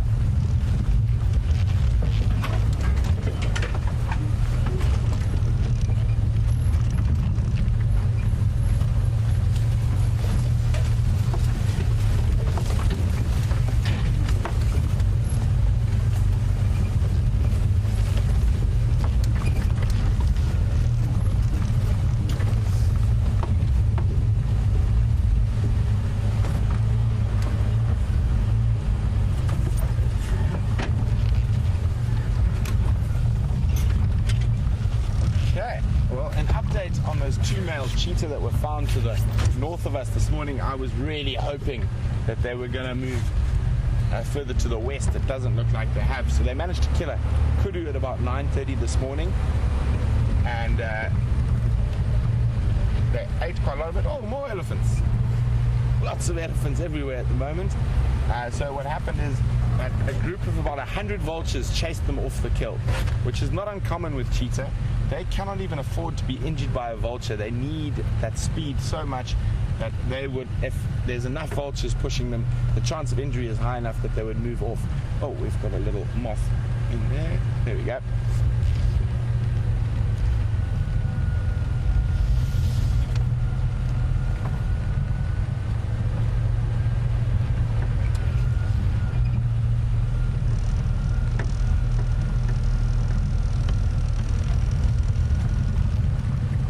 Like a young bull here on the peripheries,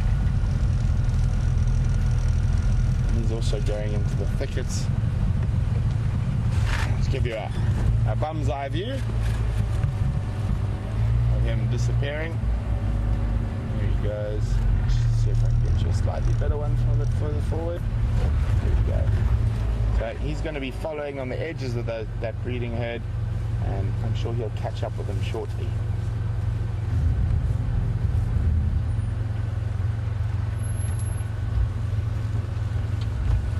Goodbye, mister. I'm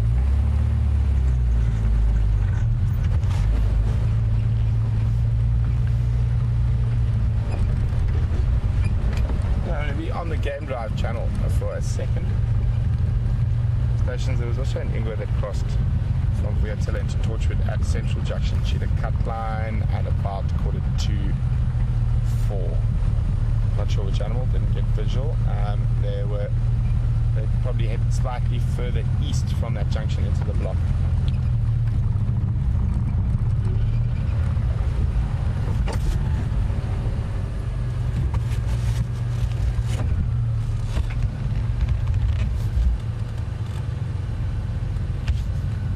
How's that, Chandra? Sorry, guys. I've just left Ndlovu on Hippo Pools. I'm heading up towards Chitakatla, and then I'm going to head north toward the Buffelshoek boundary and west from there. What was that update to the west of Sydney's in the Manuleti?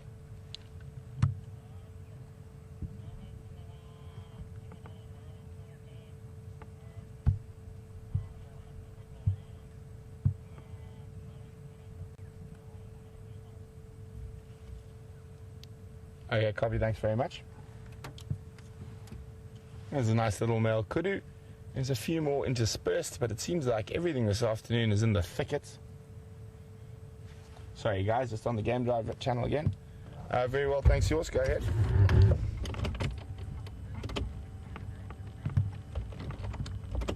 Copy, would be good to see you too.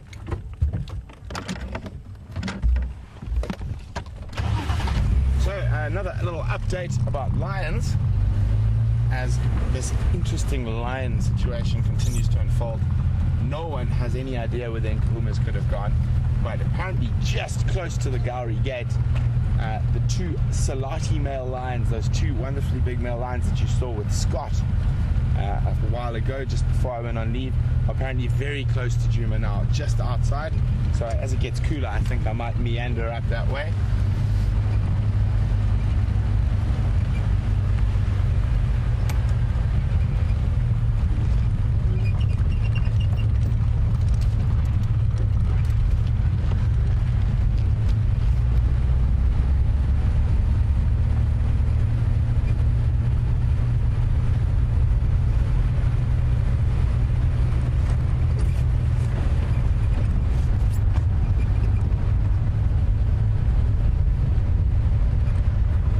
temperature's coming down quite nicely now.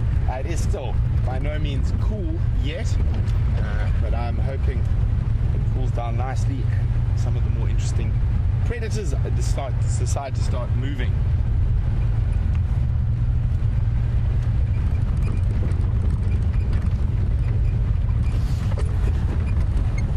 Well, we're going to try. They normally run, but we might be able to get a little view.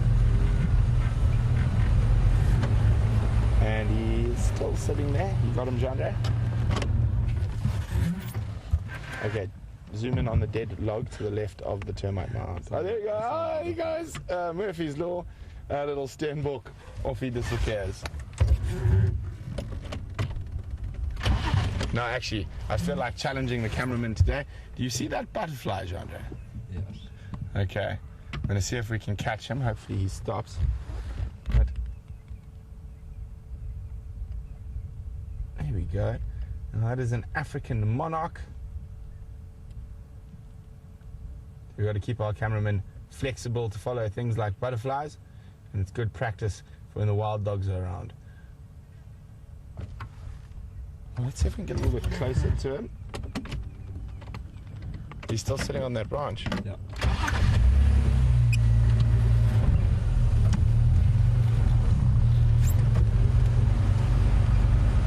So in.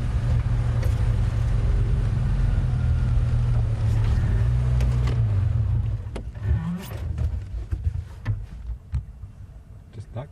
There we go. So you can see, even though to follow him on camera is quite difficult, he doesn't have the most fluid or fast flying style, and this is a very common trait in noxious butterflies that are poisonous for birds to eat. So that type of bright red coloring is called aposematic coloring, and the reason he flies around flopping around like that, not particularly perturbed that a bird is going to try eat him, is because he knows, or not knows, instinctively, that he is not nice to eat. So African monarchs get the poison that they have inside them when they're still in their larval phase, in their caterpillar phase, from feeding off a plant called milkweed, and they sequester hydrogen cyanide, a very similar poison to what the other butterflies, the acreas, sequester from a different plant. Sorry about that. And there are mimics in the butterfly world. So there's a butterfly called the diadem, where the female looks almost exactly the same as the monarch, apart from two spots in the middle of the wing. But the male is black and white.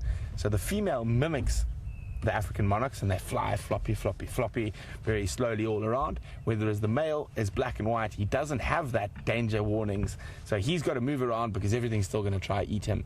So it's really fascinating how, to ensure that the female survives in that species called a diadem, that the female has those very similar markings to a monarch and the male doesn't. Anyway, let's see what else we can find. Oh, I'm going to have to double check this, and I'll do that when you guys go back to visit Jamie, but I'm going to take a sample with me now. I'm quite sure, if my memory serves me correct, that this beautiful little flower is called an anthericum. It doesn't actually have an English name. I'm going to pop it on the dash for you guys to see. But very, very beautiful little flowers. But I will have to double check in the book, as I said. The flowers can get a little bit rusty, but I hope you guys are keeping a flower list. I'm about 80% confident that this is an anthericum, but I will double check a little bit later.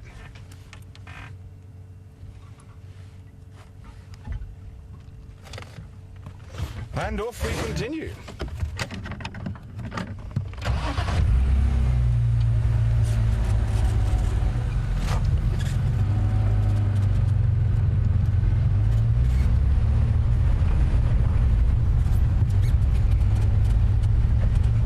So actually one of the most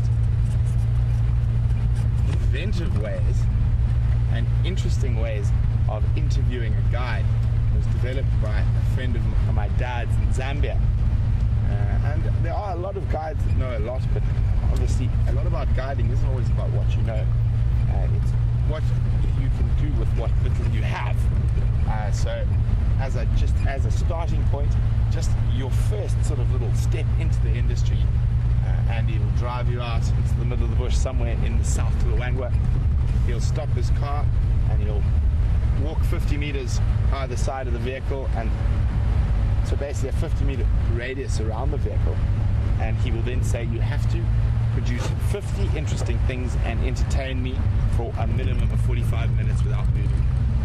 And there are very few guides that pass that test first time, but it's a really, really great sort of tester to get a baseline feeling and knowledge for a new safari guide when you are trying to look for one.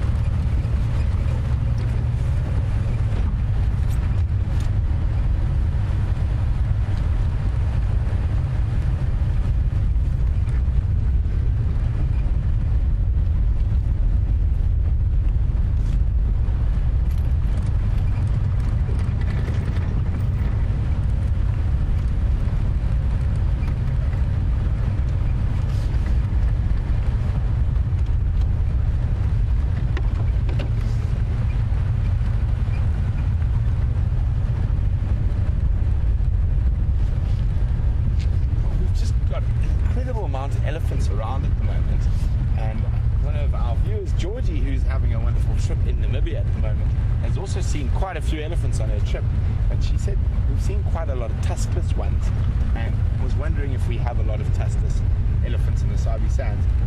There are quite a few, more so north in Kruger, but there are quite a few tuskless elephants in this area, and it's nothing too unusual at all.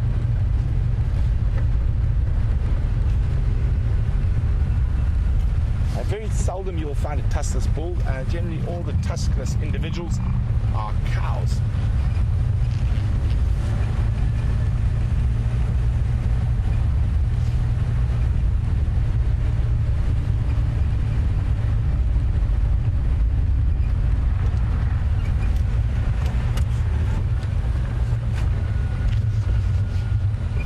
I just think I heard something just over here, Jean-Andre.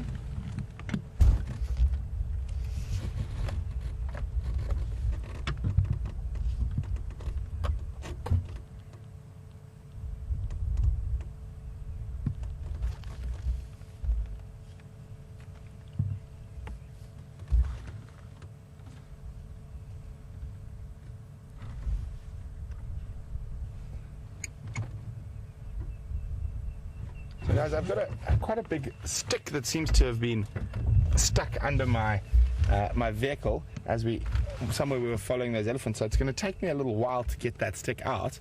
So we're going to send you across to Jamie, see what she's been up to in Arathusa, so we can get this stick out. So we'll see you a little bit later. I'm going to disappear under the car now.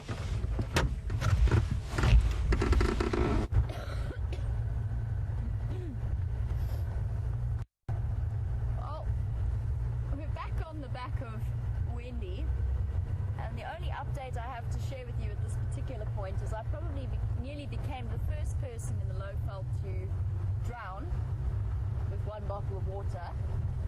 I took a sip and tried to talk to Brian at the same time, which apparently is inadvisable.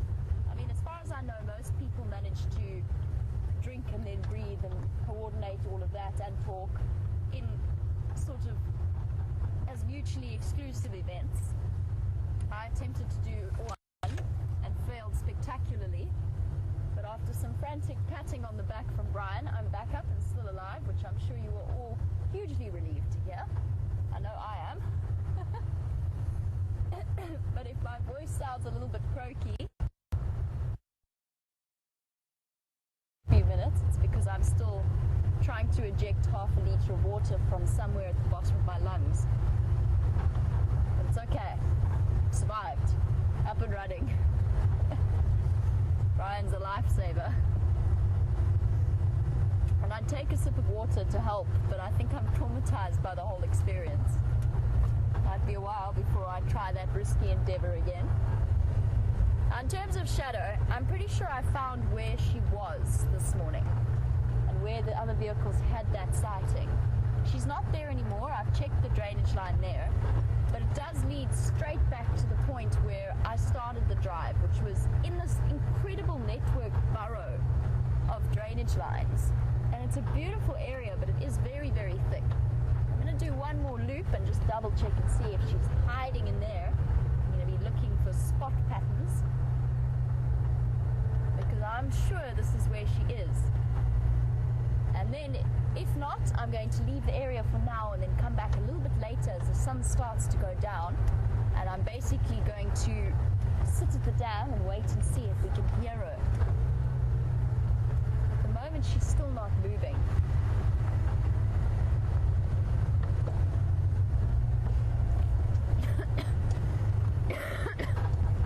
It's another couple of mils of water. Last time I saw her was in here, perfectly in here. This is not where she is at the moment, however. Beautiful drainage line, but as you can see, as the leaves start to come through, it's trickier and trickier to spot something like a cryptically coloured leopard.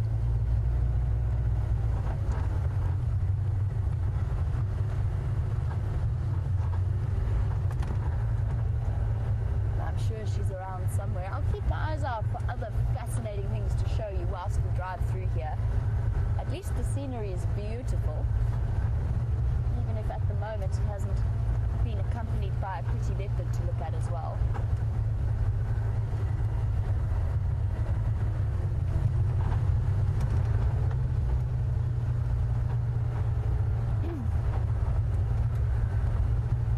I also went back to where the warthogs were to have a look and see if I could find some warthog dung to catch you out.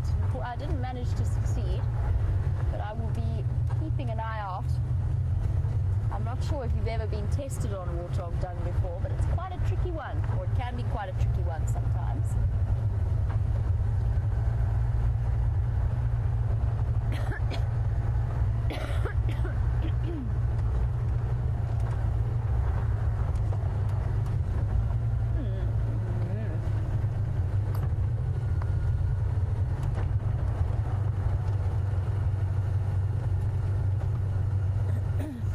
I do see leopard tracks in here.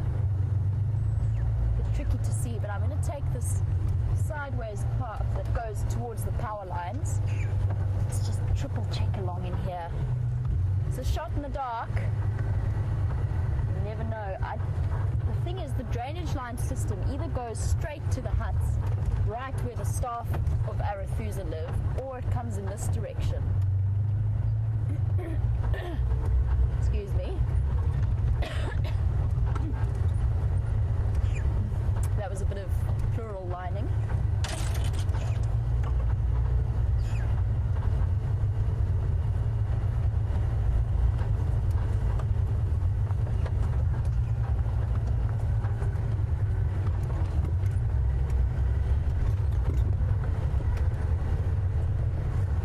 See why it can be so tricky to find her in a place like this. I mean, just look at this drainage line wall as we go past. I'll go nice and slow.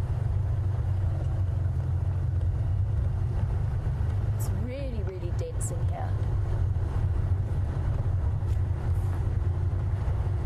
So many secret hiding places for a leopard. Especially if you don't have the tracks to start you off in the right direction.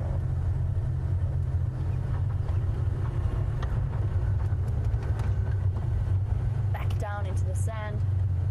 Hello, go away birds. I bet you know where she is.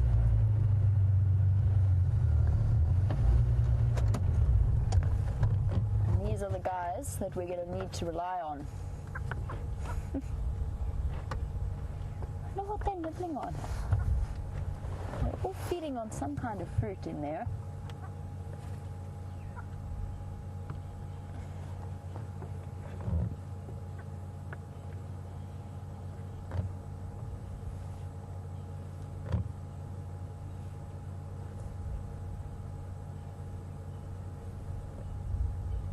Their ever alert eyes, the go-away birds are your first source of warning if there's a leopard wandering through. But even they might have missed her in this thick drainage line.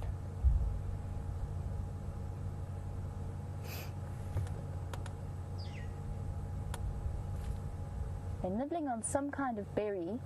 It's interesting because they're in a tambuti tree, which is, as we've spoken about before, highly, highly toxic to human beings. But obviously to lories, or to grey go-away birds, that is of no consequence to them. They're quite happily pecking away at something.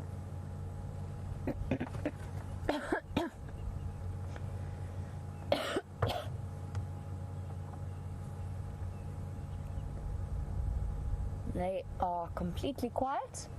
They haven't spotted anything in here. So I think we can continue.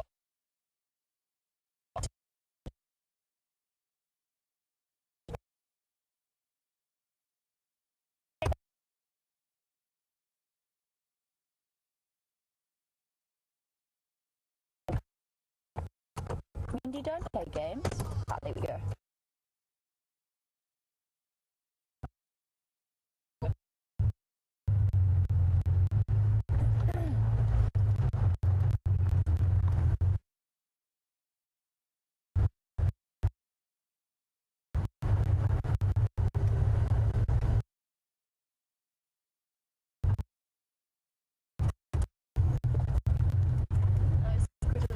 Cats hiding here.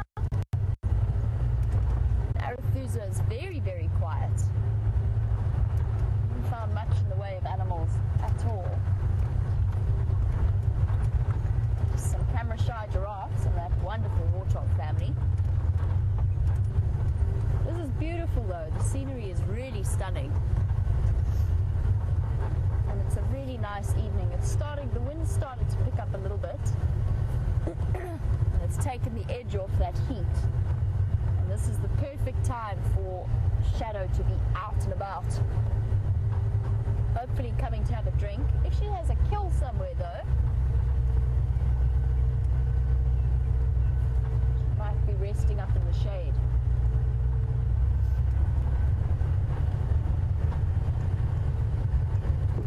Oh, found a log.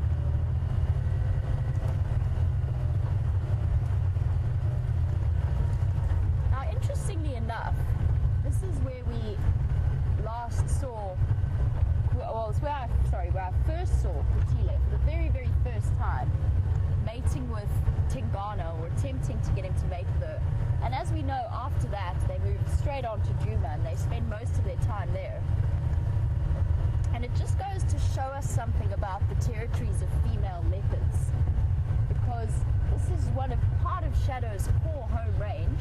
She then moved on to Karula's core home range, and it goes to show how fluid, even though we like to think of them as set, defined areas, how fluid the boundaries of a leopard's territory can be. Now, Karula and Shadow we can understand because they're very, very closely related. It's a mother-daughter relationship. Kutile, whether or not she is Karula's half-sister, they shared the same father. Either way, they come from very different lineages. And it's interesting to just see how Kutile can move quite freely. We've seen her a few times in the southern section of Arethusa, which is pretty much Shadow's domain, and Karula, and then right into the center of Karula's area. And you have to wonder if that's not the result of the fact that Shadow pushed a little bit further into her mother's territory in response to the ever-present threat of the Anderson male to Sindile. But now Shadow has been seen mating with the Anderson male, so it'll be interesting to see how at least Shadow and Kutile manage to balance out their territories and where they decide to settle on.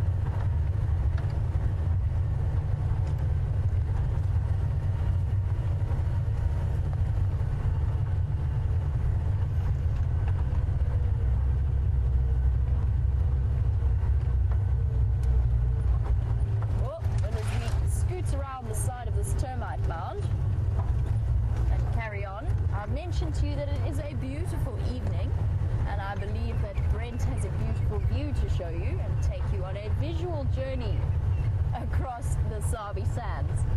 Let's head across there. I'll see you later.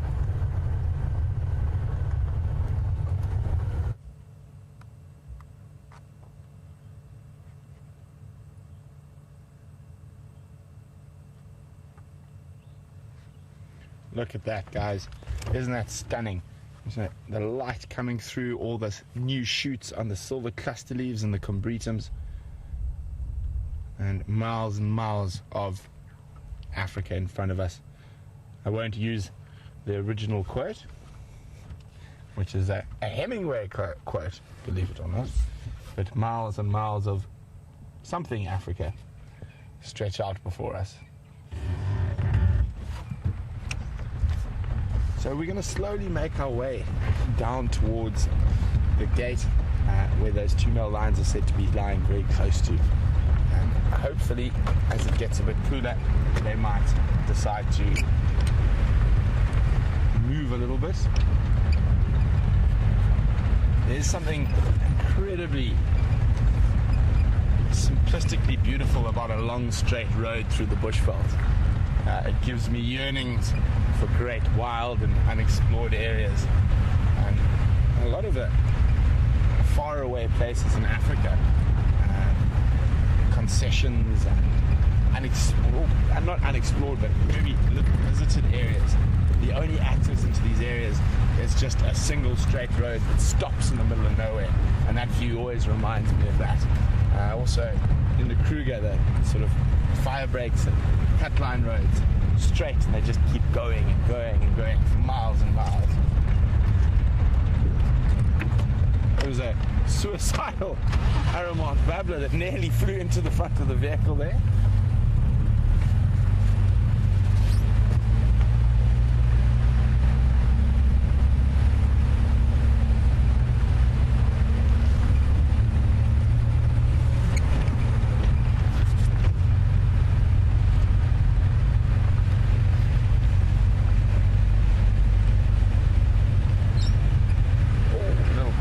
That squawk that just went past us.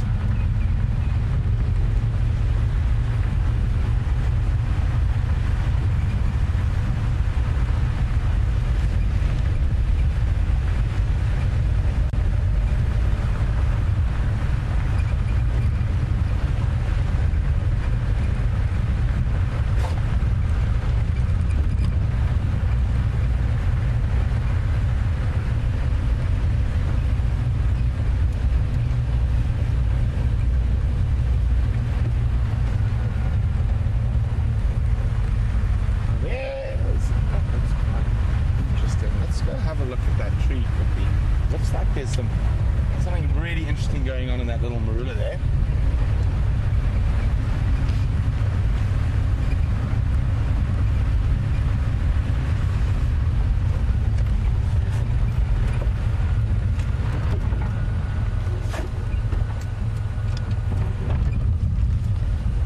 Always checking for tracks.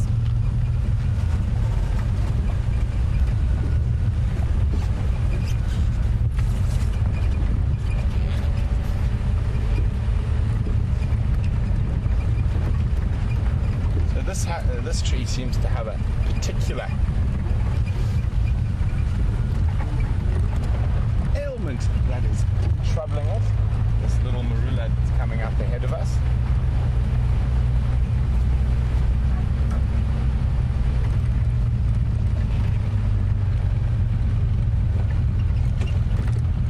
Now, here we go.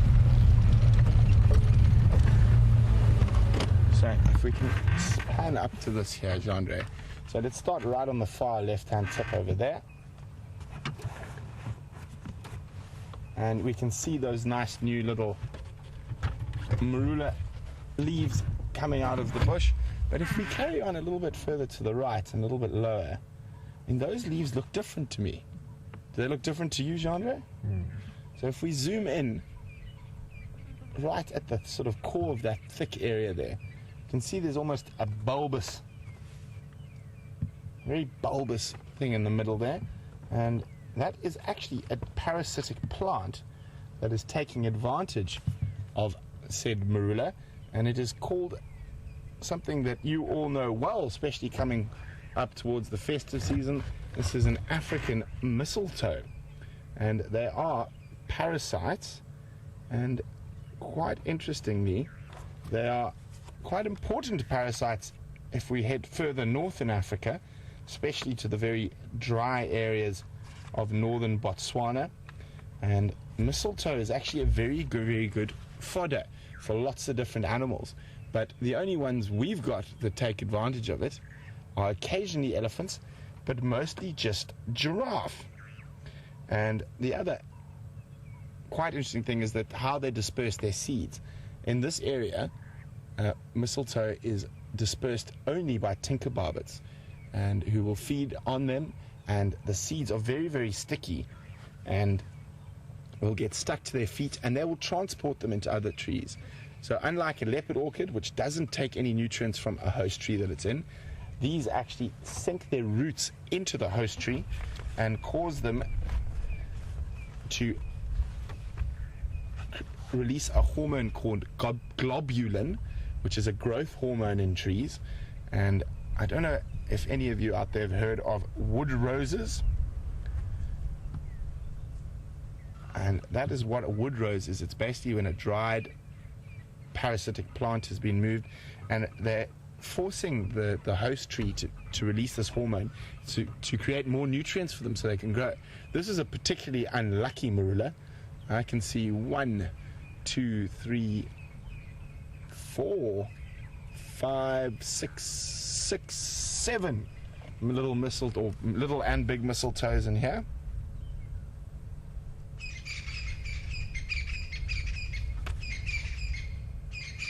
So it's also quite funny, as I said, about those very sticky seeds that are used as the tree's sort of propagation method. It's also used by human beings, specifically the river bushmen and the bushmen in Botswana, as well as Zulu and Xhosa tribes. Is what they do is they make a bird lime. For those who are not sure what bird lime, it can also be made out of fig trees.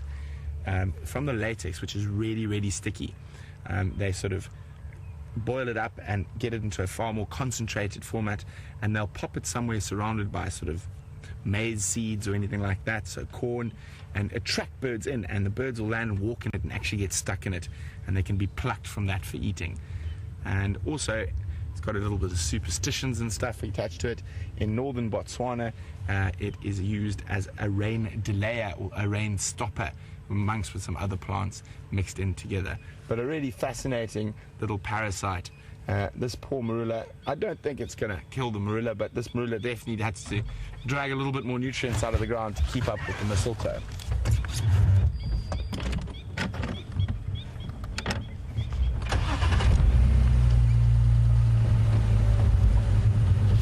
So while we continue heading west, and hopefully those Salati male lions make an appearance as the sun starts setting.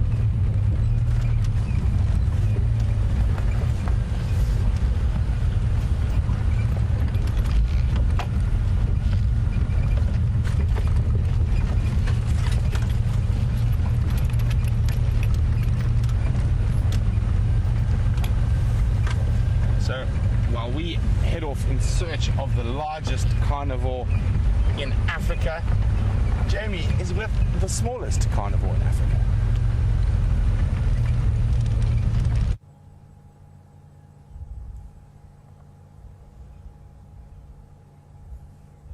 The smallest and arguably the cutest predator is slowly poking their heads out, getting a little bit braver. They were all around the termite mound, and then they dashed away when I came through. And I'm hoping they're going to be brave enough to poke their heads out. No, I see you. I see you there. Yes. Come on. They're also watching the sunset. That one just coming out of the hole is peering off towards the west. Oh, guys, is it bedtime? It's okay. You can be brave.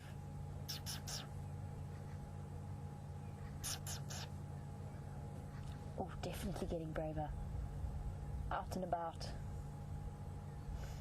The wonderful thing about dwarf mongoose is they're so intelligent that they get curious.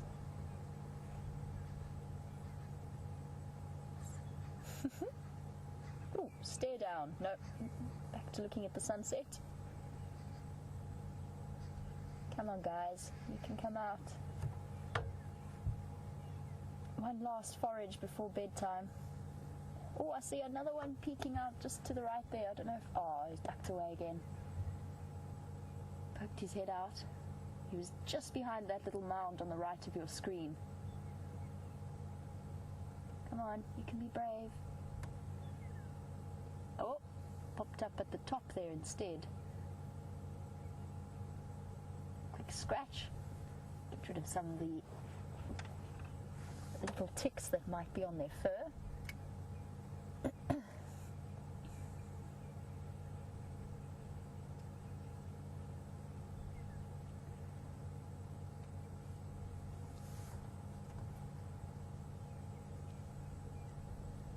I'm hoping one of them might be getting sleepy enough to give us a nice big yawn to show off the needle-like teeth that the dwarf mongoose possess. And we said they're the smallest carnivore. They're definitely the smallest predator that we get out here on the Sabi Sands. And Lindsay, you were wondering what exactly it is that they eat. And the answer is mainly bugs. They can hunt little snakes as well, and amphibians and frogs. Ooh, there's a little head there on the right of that mound poking out. Back in again. They'll eat pretty much anything that they're big enough to tackle. Come on, be brave. Ah, this little one is still the bravest. So they'll rush around catching insects, and we saw them the other day rustling around in the leaves, and they pick up things like Christmas beetles and bugs. Things that they can find, but as I said, they can tackle snakes as well, and they're incredibly brave little creatures. So if something like a big snake that could be a threat to them arrives, then they'll band together and mob them and chase them away.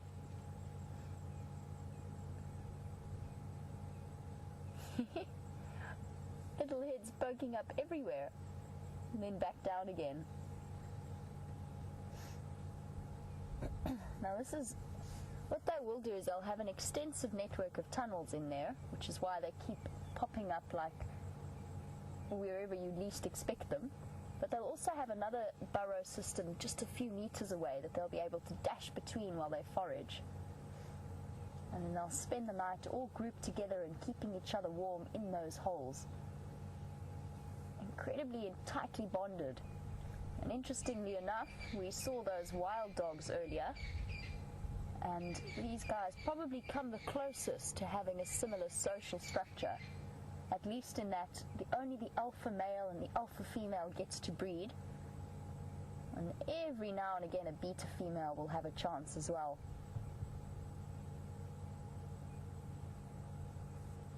We've got a nice wide view of the termite mound that we're in, and now we can see that perfect little hole. Makes such a good escape route for a little mongoose like that. And personally, I think they're very pretty as well. They've got that beautiful shiny brown coat and perfectly pink little noses like we can see looking at us right now.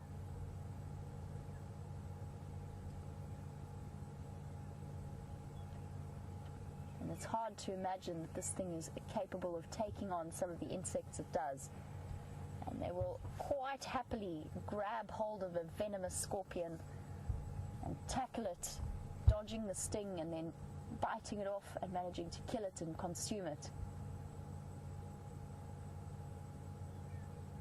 With speed and agility. Oh, are we thinking about joining the others? Oh, no, gonna lie down. Enjoying the last bits of warmth of the afternoon sun, stretched out there perfectly.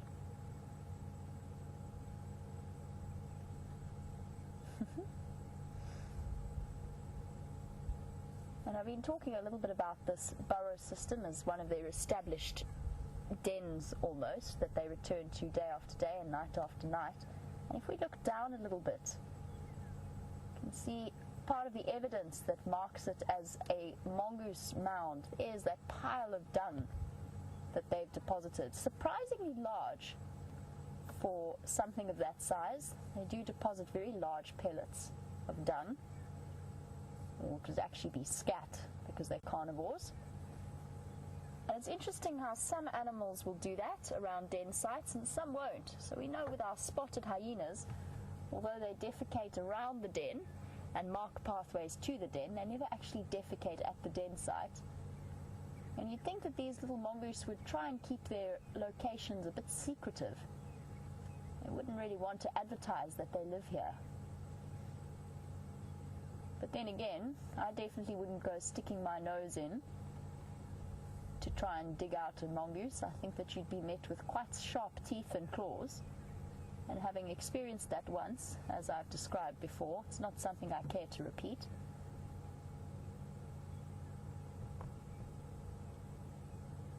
You can see even sitting in a den site like this with an immediate bolt hole right behind them, they're still completely on alert. Those little heads are always turning and looking.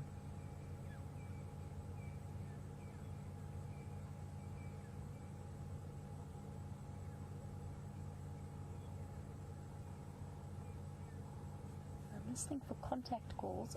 Oh, there were 4 heads there that popped out all of a sudden, then disappeared again.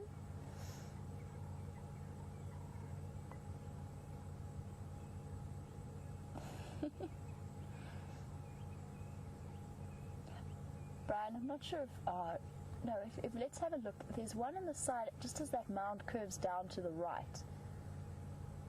If we go there, if we zoom in a little bit towards the center of your screen there, every now and again a nose pops out of the side.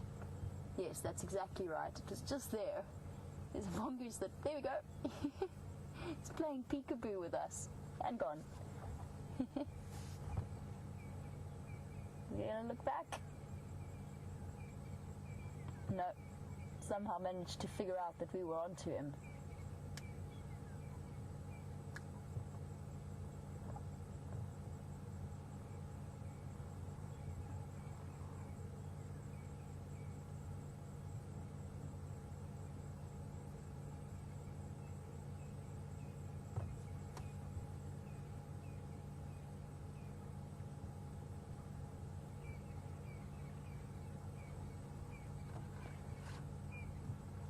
I mentioned that these little mongoose are ferocious predators of the various bug species that we get out here. And we have some wonderful news that one of our viewers, Grace, is coming all the way from Dallas to visit the Kruger Park soon. And she wanted to know if there's any bugs she should watch out for. Foraging hornbills as well as foraging mongoose. Another ferocious predator of these bug species we've been chatting about. Oh! Slight conflict there. And the little mongoose demonstrating that perfect, he's dropped down again. I was going to say the perfect upright stance. And Grace, I'm going to get back to your question in one moment, just because we have the hornbills there. You very often see them foraging along with the mongoose. They provide an extra set of eyes, and then they will pick up any of the scraps that the mongoose leave behind. Right, in terms of bugs Grace needs to watch out for the most part, it's never a problem. And if you're coming in the next few weeks before the rains, the proper big rains come, not the little rains that we have had, then you aren't going to see that many. There's a couple of spiders. We get widow spiders or recluse spiders. And the black and the brown widow are fairly dangerous, but they're hardly very unaggressive, unobtrusive spiders. They don't bite easily or readily at all. In terms of spiders, you've got very little to worry about. There's very few that are going to jump out and bite you. Keep your eye out with your shoes for scorpions. Just before you put your shoes on in the morning, give them a little bit of a check for anything like a scorpion that's decided to make a home there. And if you're not sure, essentially, if a bug is displaying nice bright colors, it's got a streak of red or bright orange dots or anything like that, then just ask one of your guides or ask somebody at the camp whether or not it's safe. Otherwise, I can't say I've ever had any serious encounters with bugs that you need to worry about. And Grace, I wish you all of the best for your holiday. I hope that you have an amazing time. Kruger is one of my favorite places in the whole wide world, and a place that I've explored many times as a child. And there's so many wonderful places to go. I hope you've got plenty of time and a nice clear SD card on your camera to take lots of pictures, and let us know what you see there. We'd love to hear from you. I'm sure you'll have some amazing experiences to tell us all about when you are back and watching Safari Live once again. And maybe you'll even have some more things that you can teach us about that wonderful area that is the Kruger Park. And for viewers that don't know, the Kruger Park is a sort of national park. It's a very, very big national park. It's about 2 million hectares. But the area that we are now, the Sabi Sand, it's a collection of private reserves that's completely open. So there's no fences between us and the Kruger National Park. So all of the animals that we see here could have come from Kruger or can move into Kruger if and when they want to. And that essentially, along with the greater Kruger area and all of the private reserves and concessions along the edge, brings that total wild area up to 3 million hectares. So Grace, just think of it. You are traveling in an open wild area that's bigger than quite a few countries in the world. It's an incredible thought. It's mind-boggling. And I'm going to take one last look at our mongoose as we say goodnight to them for the evening. They're going to... Oh. They have, as I said that, disappeared. They've all gone to bed. Well, we wish you all the best, mongoose. Have a nice, safe evening. We're going to carry on our journey. I've done a nice big loop, and I want to go back to the area that Shadow was last seen in, especially now that it's... Franklin, I'm talking. Especially now that it's got a little bit cooler. It's the perfect time to, if she might come out and drink or if she starts to call. Let's head back around in that direction. Good night, mongoose.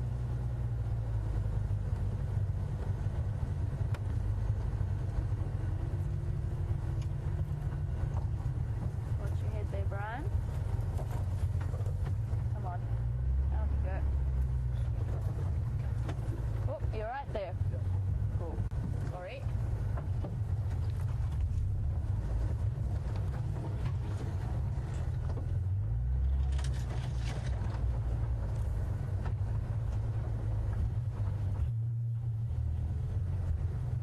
It wasn't a very nice way for me to repay Brian for saving me from drowning.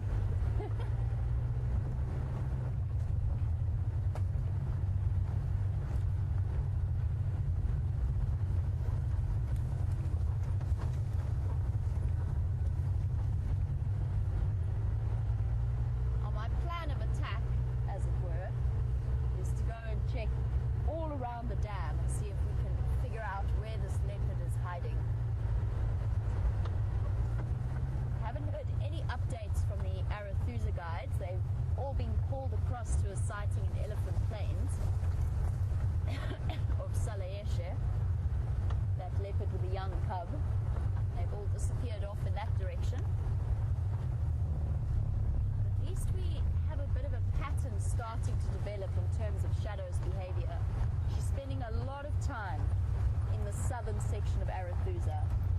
Oh, this road's at quite an angle.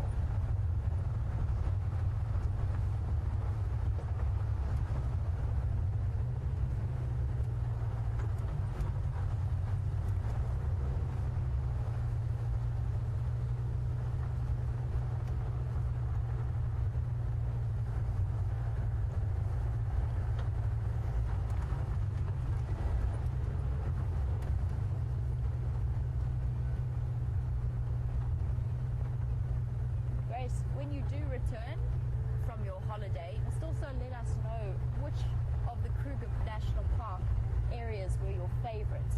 It's such an enormous area. It's got so much variation in terms of topography, the way that the land looks, plant life that you get there, the ecosystems. There's so much to take in and see. It's one of those wonderful places that there's always something new around every corner.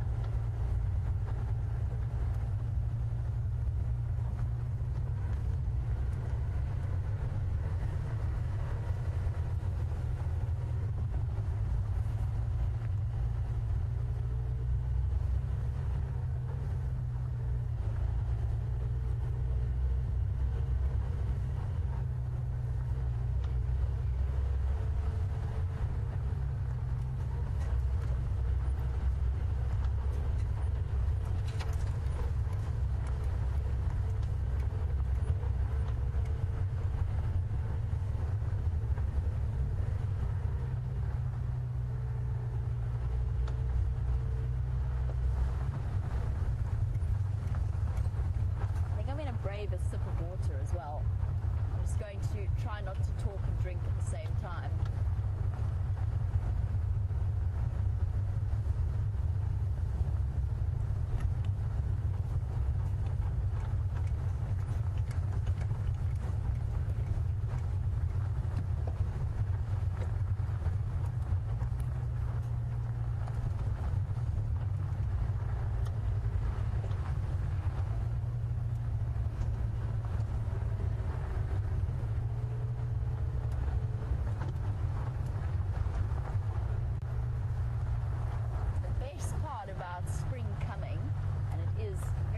I suppose actually spring's gone now, summer's here, but with it come the most magical smells of flowers starting to come through, and you smell it very, very clearly in the evening.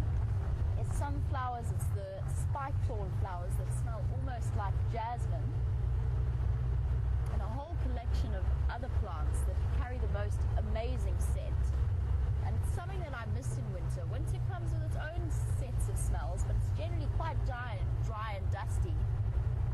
But summer African evenings just have the most amazing atmosphere. All of the birds are calling. There's even a bush, and I'm sure you've heard it talked about before, called the potato bush. There's one directly on our way home every night back to camp. And it smells exactly like cooking potatoes. Exactly like it.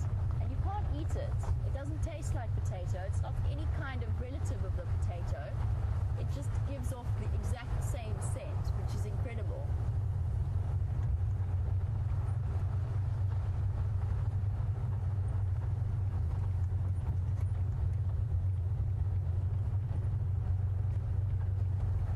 Nothing better when you know that you're on your way back for dinner and you get the scent of cooking potatoes just to get the appetite going.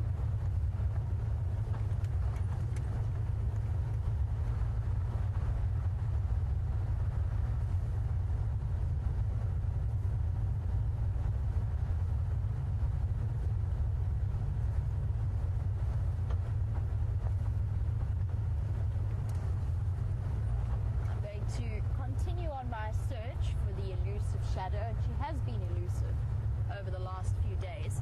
Let's see if she comes down to the dam, or if she pops out, or even if she starts to call in the general area where she was last seen. And whilst we do that, and I apologize to Brian for planting him in a thorn tree, let's see what Brent is seeing. I'll catch up with you very soon.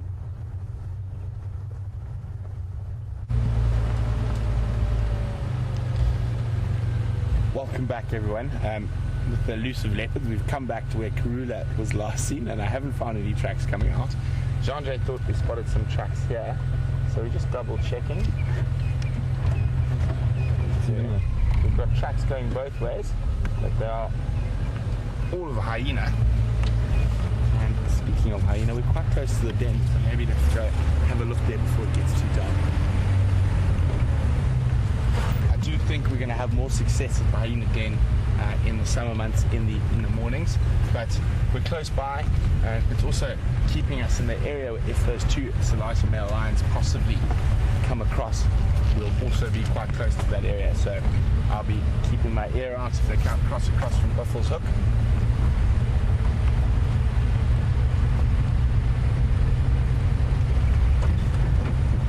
And who knows, we might get lucky at the hyena den.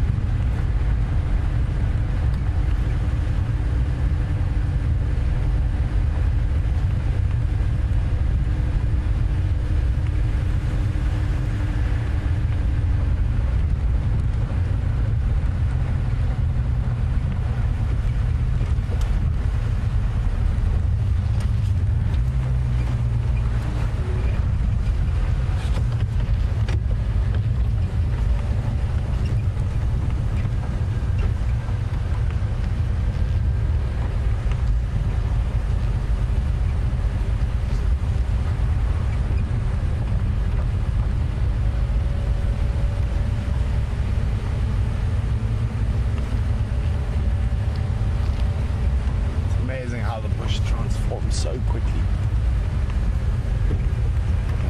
3 weeks ago it wasn't a leaf on most of these trees, and now we are inundated with greenery.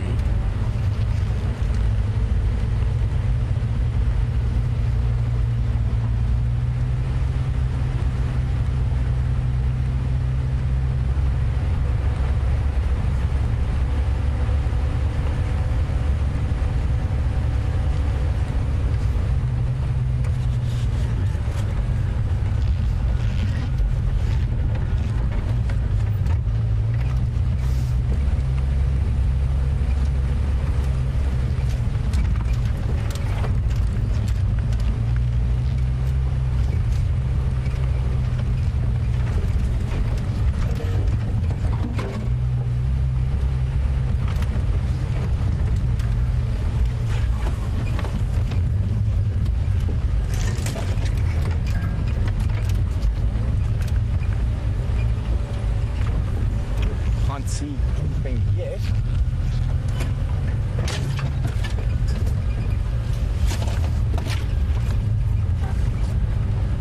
Check the side first.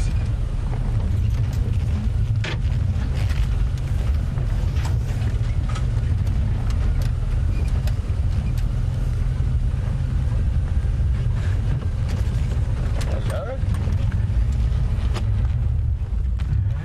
Oh, a stretching hyena.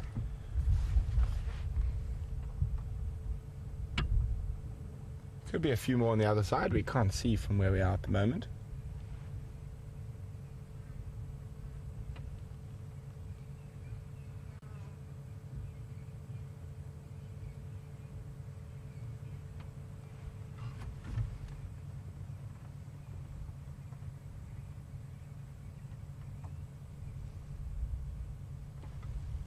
And if we have a look to the mouth of the den that's being used at the moment. Oh, there's another one behind, Chandra. Did you see it? There. If you go directly behind this one, there's an ear flicking there. I think it's another hyena there. Boom. There we go. Oh, head down. So 2, possibly 3 off to the left there. I just saw that ear flick at the last second. Very flat, contented hyenas.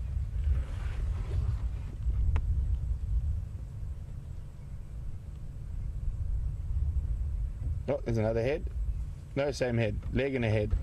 So it's 2 adults.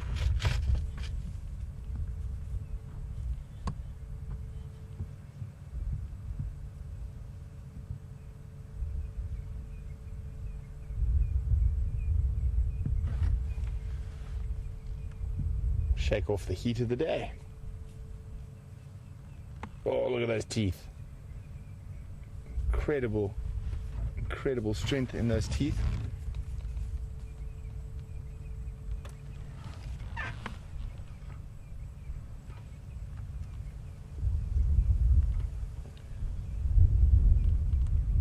Hello, big girl.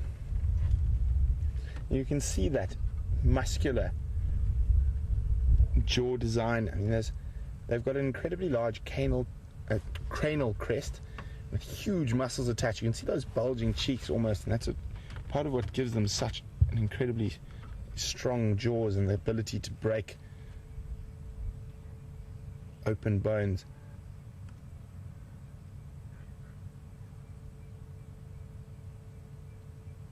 She might start calling at the den entrance. Oh, no.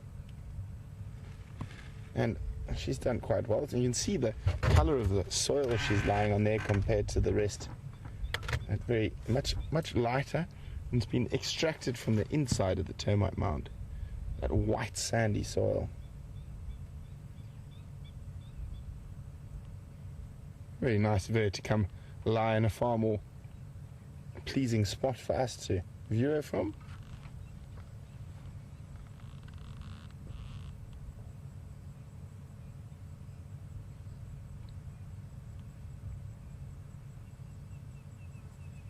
Oh, woof.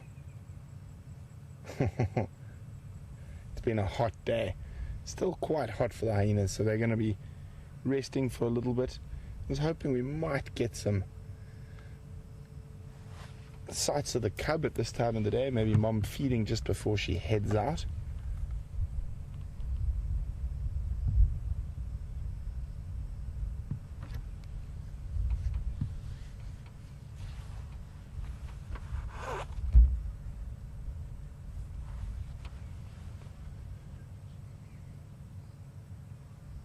See those tattered ears from the biting flies.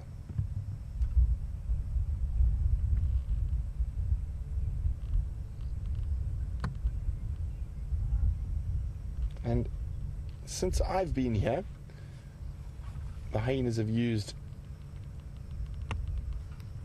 4 different den sites, but I'm probably sure they've got a couple of others that we don't know about yet. And they constantly move dens to, mostly to avoid fleas. When the fleas get too bad at the den is when they'll move the den to another site. There are other reasons they might move a den, especially if lions tend to be around a certain den a lot. They might move the den, specifically male lions.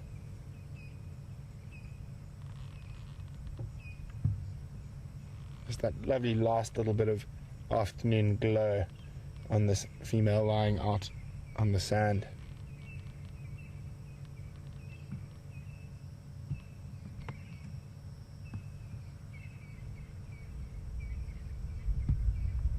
I think that hyena at the back there's got your number, Jean-Jay. Every time you put the camera on her, she pops her head flat again. See how those ears still working, moving round and round and round. Oh, hello. Look who popped out of the hole. I really love it when a plan comes together. We were hoping come out just before it got dark.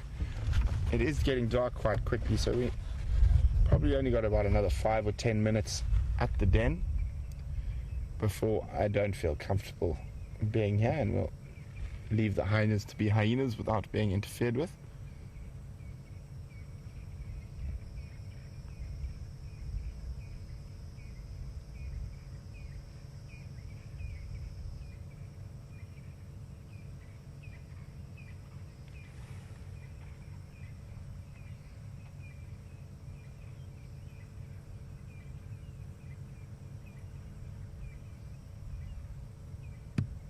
That one looks like it's got mischief on the mind.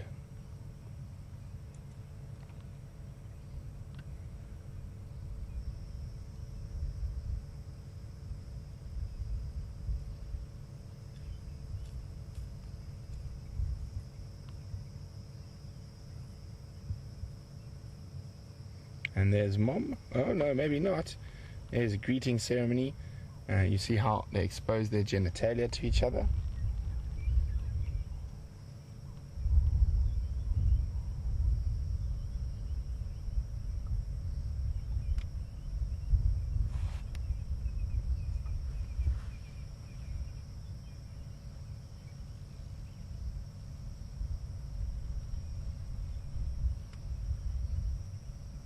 Now the end of this little ceremony will give us a good idea in terms of who is the higher ranking of the two individuals, or whether they're very similar ranking.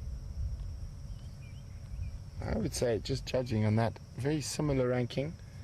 If the youngster had been lower ranking, it would have sort of done a little bit of sort of tittering almost and submissive behavior. I didn't see any of that. Oh, look at those teeth. And the adult's tolerating its presence quite comfortably.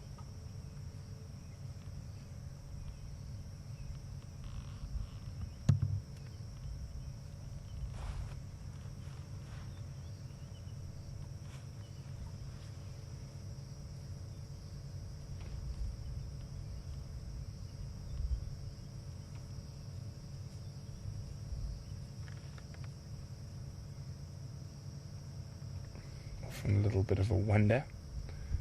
Been sleeping in the cool of the den. Probably full of energy.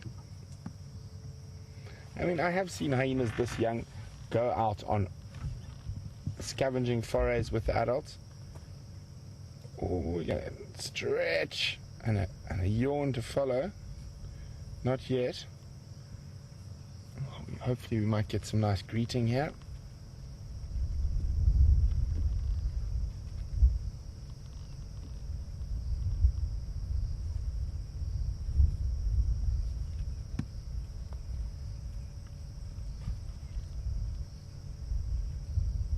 Itchy bottom.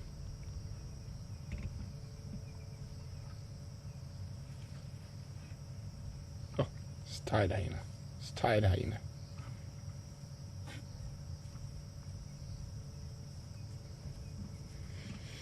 Mischief is on his way back, or her way back.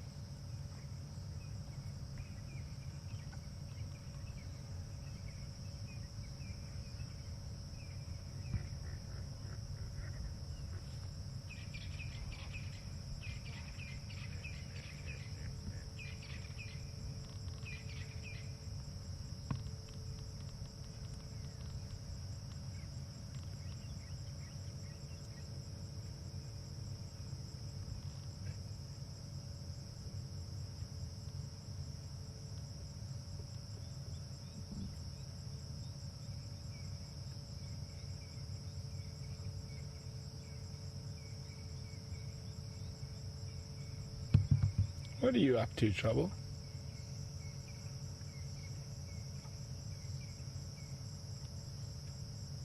Well, there we go. The answer to that is Mom.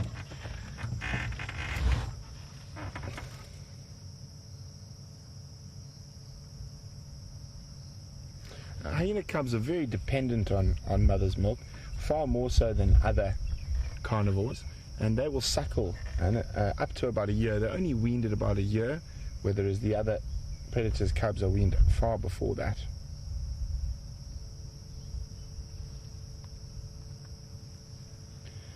So guys, it's getting a bit too dark to be at the den, especially with the cub out, so we're going to move along. It's only Jeanre's fantastic camera knowledge that makes it look as light. So what we're seeing in our real eye, with our eyes, is much, much darker. So we're going to leave the hyenas for now. And hopefully they have a successful night out foraging and hunting.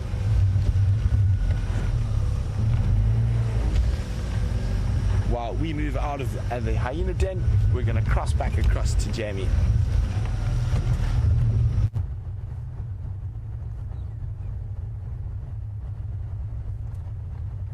Wonderful stuff that you got to spend a time with those wonderfully magical little cubs.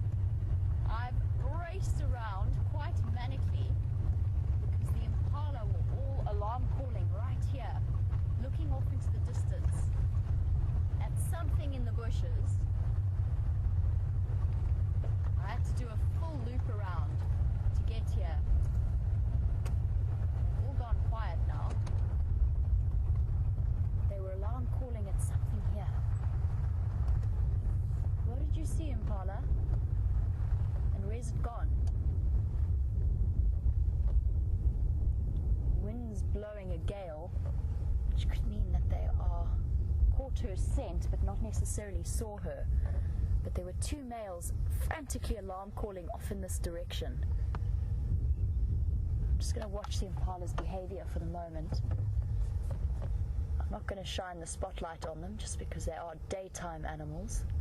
They're still, some of them are still alert and looking off to the right there.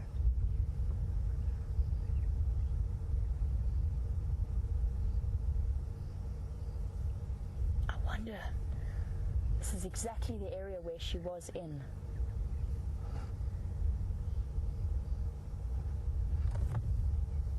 They're all quite happily grazing next to the bushes there. Interesting.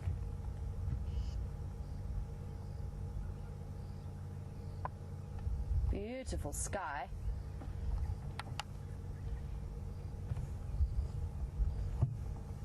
Just letting them, just trying to watch them very carefully, see if they can tell me which way she went, if it was her. I was almost certain that it would be, but then as soon as I got around here, they've all stopped alarm calling.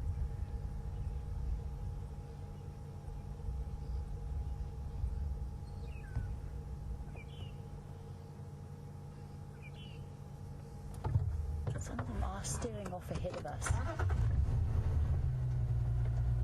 Try shift forward to see what they've picked up on.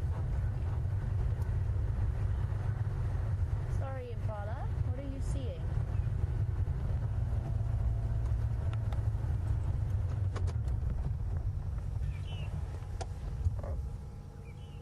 There's more impala over there. There are lots of heads turned in that direction.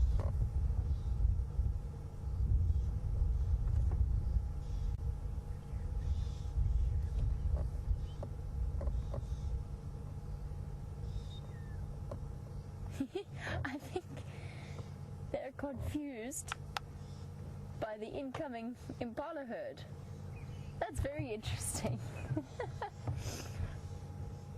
wonder if they're not quite sure what to make of it. I suppose in the evening time, when you can't quite see, it can be a little, just pays to be that little bit extra cautious.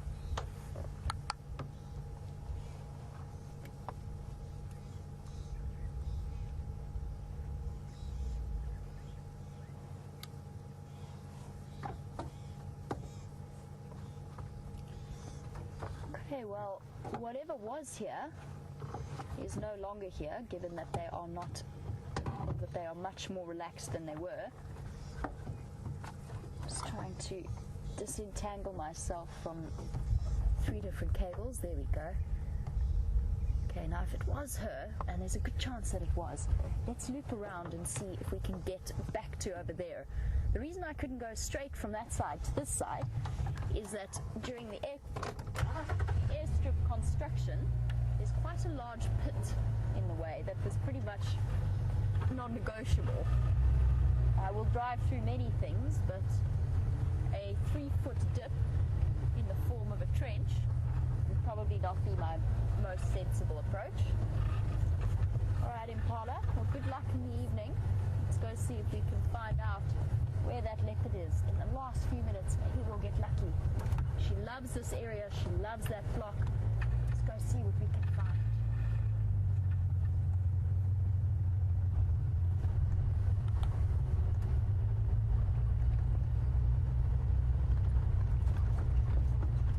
A little bit bumpy. That helps as well. Headlights definitely help.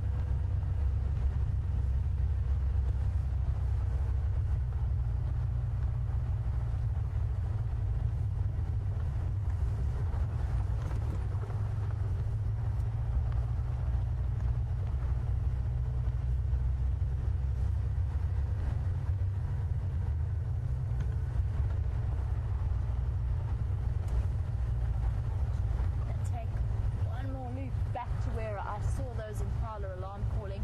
Really keeping my fingers crossed that she's going to pop out for the last few moments of our sunset safari. In the meantime, I'm going to send you back across to Brent, who would like to say goodbye and have a wonderful evening. And I'll be back with you for the last few minutes of our safari.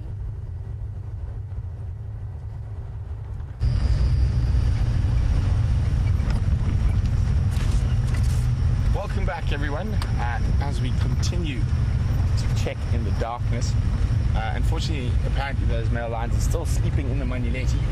They haven't moved, but great to spend some time with the hyenas, even if there was just a little brief bit before it got a little bit too dark. And we just decided to come have a look on quarantine for a white-tailed mongoose, or there's a sort of a little competition amongst all the presenters.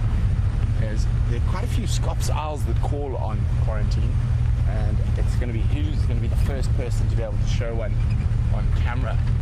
And I know Jamie came very close, and about 5 minutes after she went off air, the Scops appeared. So we're going to try one up her there.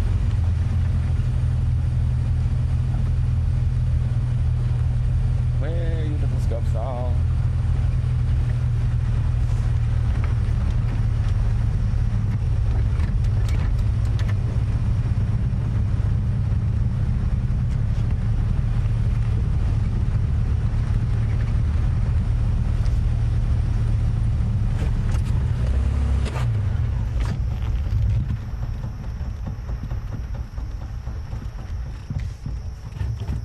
And as that happened, I've just got a message in my ear about what I'm guessing is Karula in Buffalo's Hook. So she must have crossed out of that block where we were following her. I'm just waiting to hear now. But from where it is, it sounds like it's probably going to be Karula. And she's gone into the Manuleti.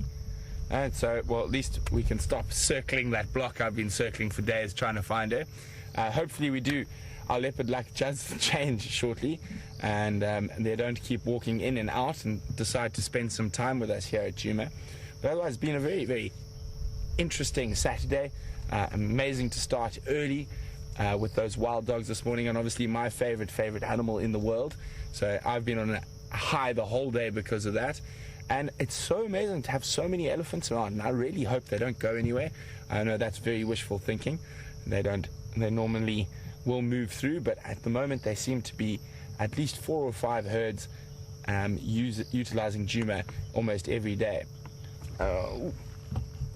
And I am hoping those 2 male cheetah are probably about 3 kilometers from our northern boundary. I am hoping they come south in the morning, so fingers crossed there.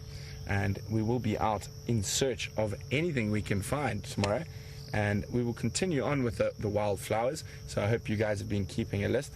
I have got that anthericum still, but I can't seem to find it in the 2 books I have. They don't have anthericums. Wildflowers are quite a funny thing when it comes to books, so I have got a 3rd book at home that I'm going to have to check this evening. And, well, from Jandre and myself on the jigger, it's been incredible out there. Even though it started with that hot, humid, the temperature is now near perfect, and we've had a splendid time with you on the back of our vehicle. I hope you've enjoyed your time with us, had some fun, learned a little. I've always learned every game drive. That's the most wonderful thing about it. You never stop learning out here in the bush. So hopefully tomorrow morning, as I said, our luck will change. But for now, I will definitely be keeping my ears open this evening. And who knows, maybe those Birminghams might have finished off that buffalo carcass, or those, even more interesting, those Salati males might come down, and hopefully we can have a show-off of male lions on Djuma tomorrow morning. And for all the French speakers, I know my pronunciations are probably horrific. Bonne nuit. And to everyone else, good night, and have a fantastic rest of your weekend.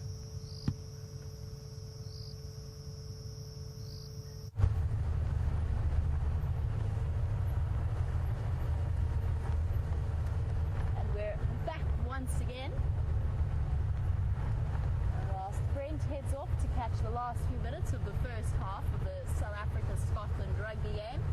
Brian and myself are still scouring Arethusa to see if we can figure out what those impala, the crazy things, were alarm calling at. Looped my way back around, and apart from a slightly broken grader TLB machine, there's no sign of a leopard. One more time around the drainage lines. And never fear, if I do not find her today, then I will try again tomorrow. Keep trying until we find her once again. It's been a long time since we've seen Shadow, and I know that many of you would be very, very excited to see her after the events of the last few weeks. And I feel exactly the same. She's here somewhere, so we have a good starting point. Need a fresh start in the morning to go and search for tracks and figure out exactly where it is she's disappeared off to. Might also have been that the impala caught wind of her, but weren't too sure where the scent was coming from. As I said, it is a little bit breezy, a bit of air coming through. May well have carried her scent across to them.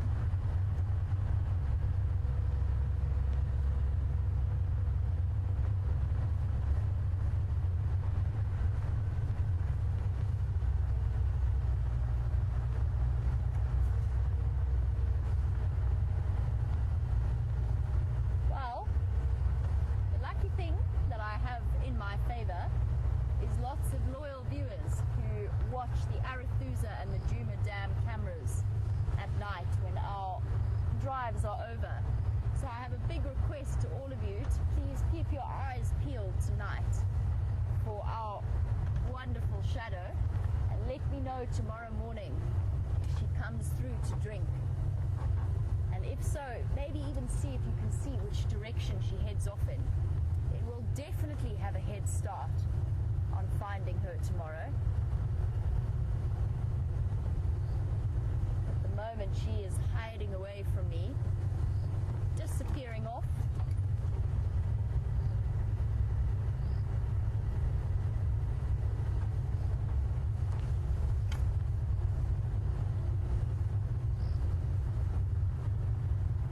I'd be keen to hear that information from all of you.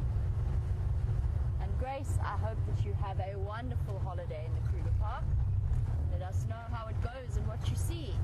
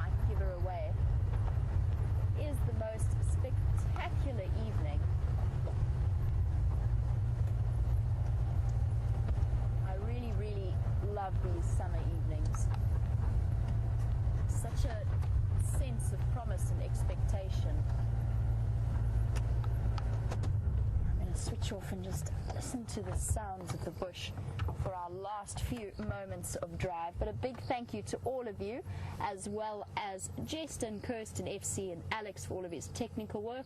And welcome back, Brian, and thank you. It's great to have you and the thumb back on board with us once again. Have a wonderful day wherever you are in the world, and we will catch you tomorrow for the sunrise safari. Have a wonderful day, ladies and gentlemen.